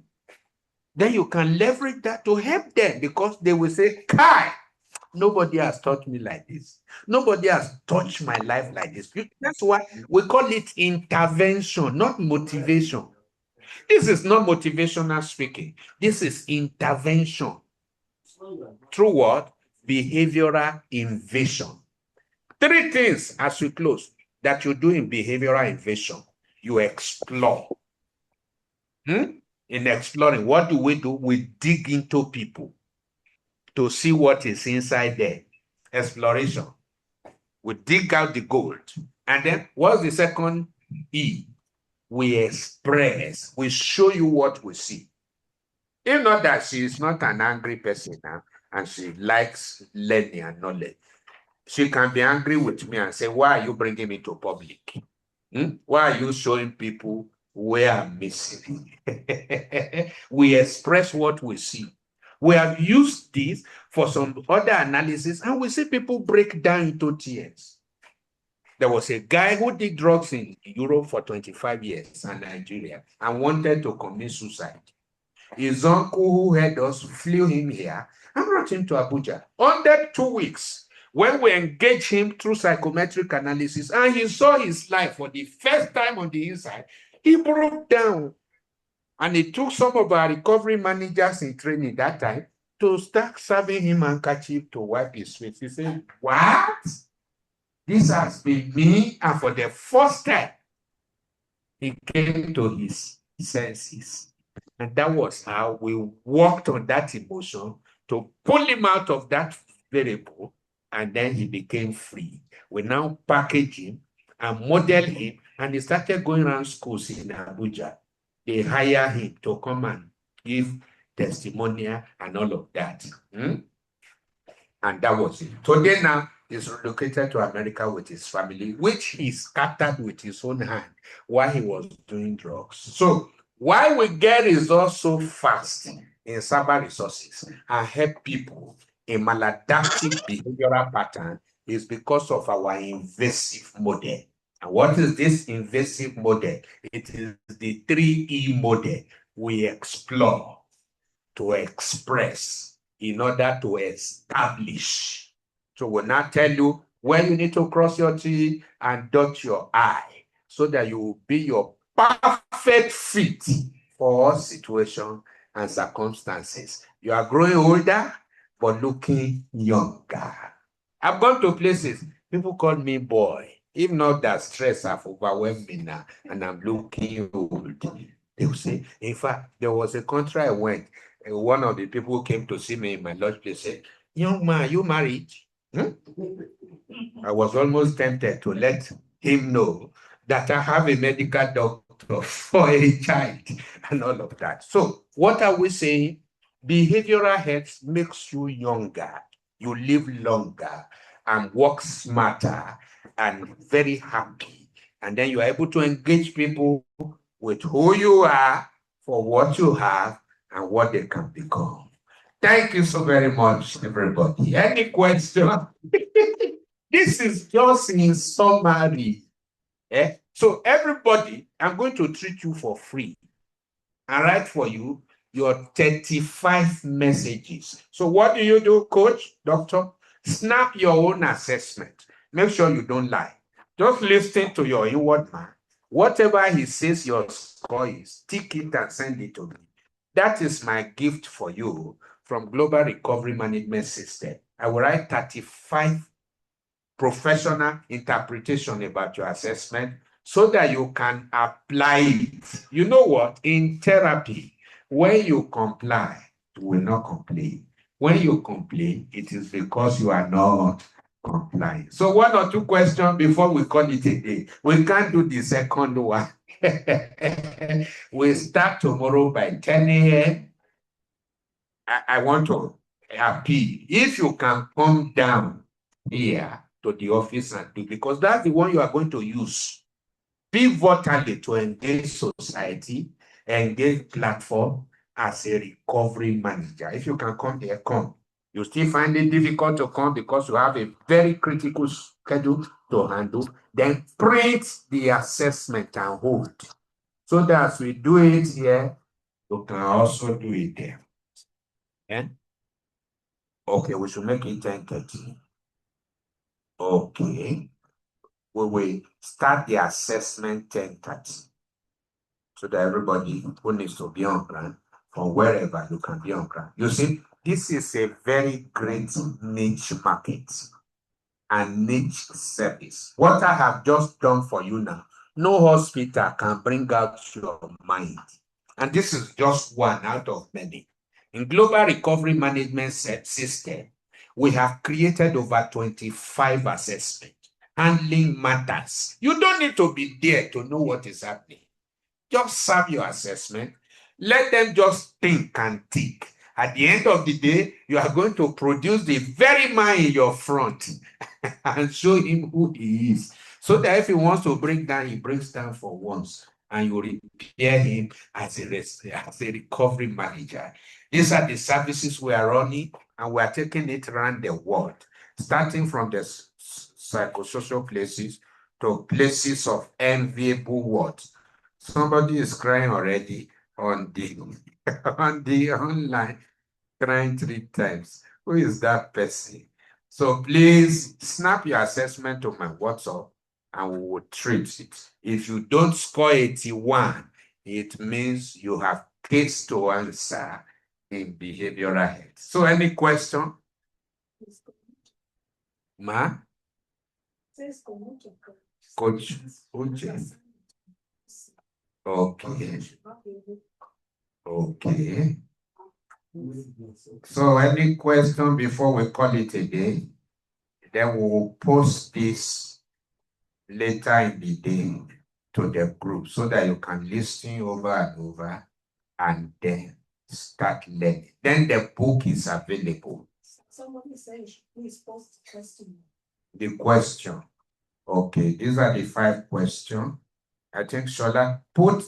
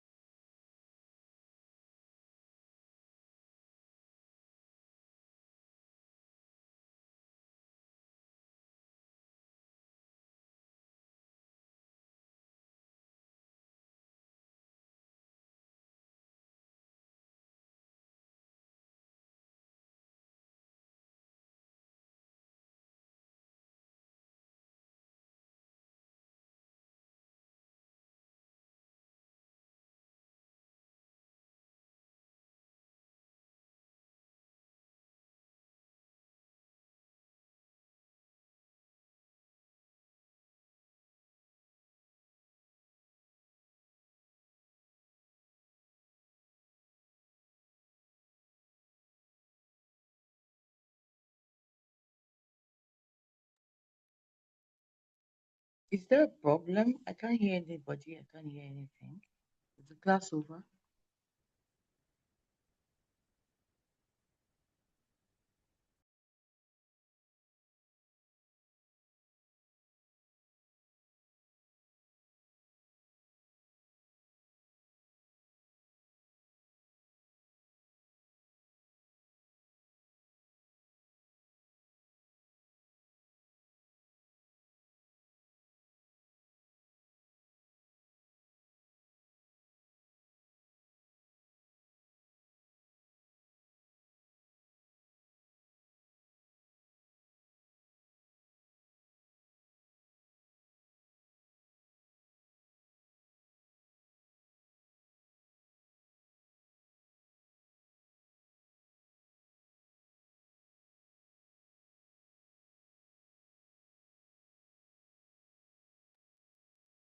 Is the class over? I can't hear anything.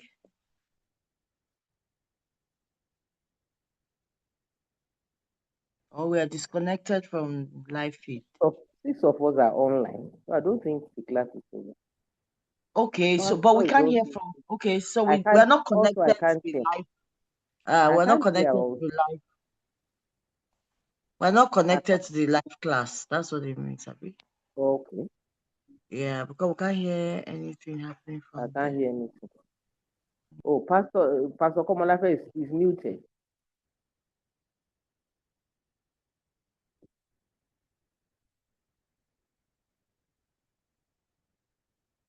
So I wish somebody can hear us and know that we can't hear anything. we can't hear.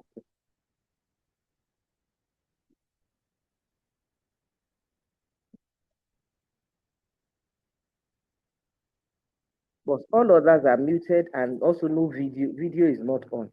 Only they are just having the class there to round up.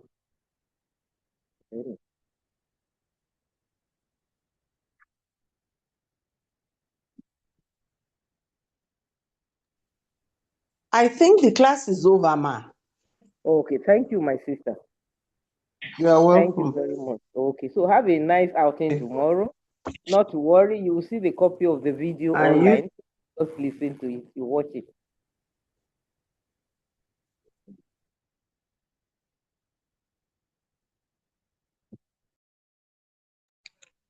Thank you.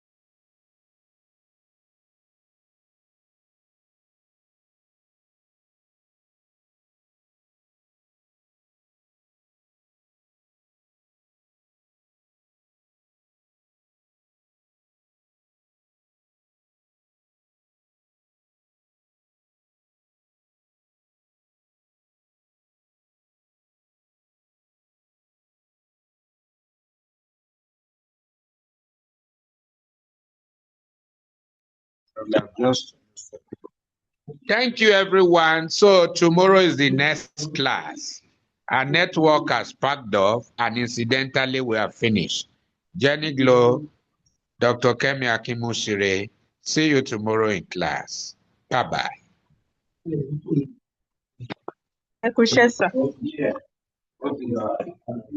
Which one? Bye. See you tomorrow. Bye-bye. Thank you, sir. Bye-bye. Come to class tomorrow. Ìwọ ló mọ̀. Must come. Oh. Okay. Bye. All right. See you, sis. See you. Bye-bye. Okay. Okay. You don't know the practice. There's no talk you are going to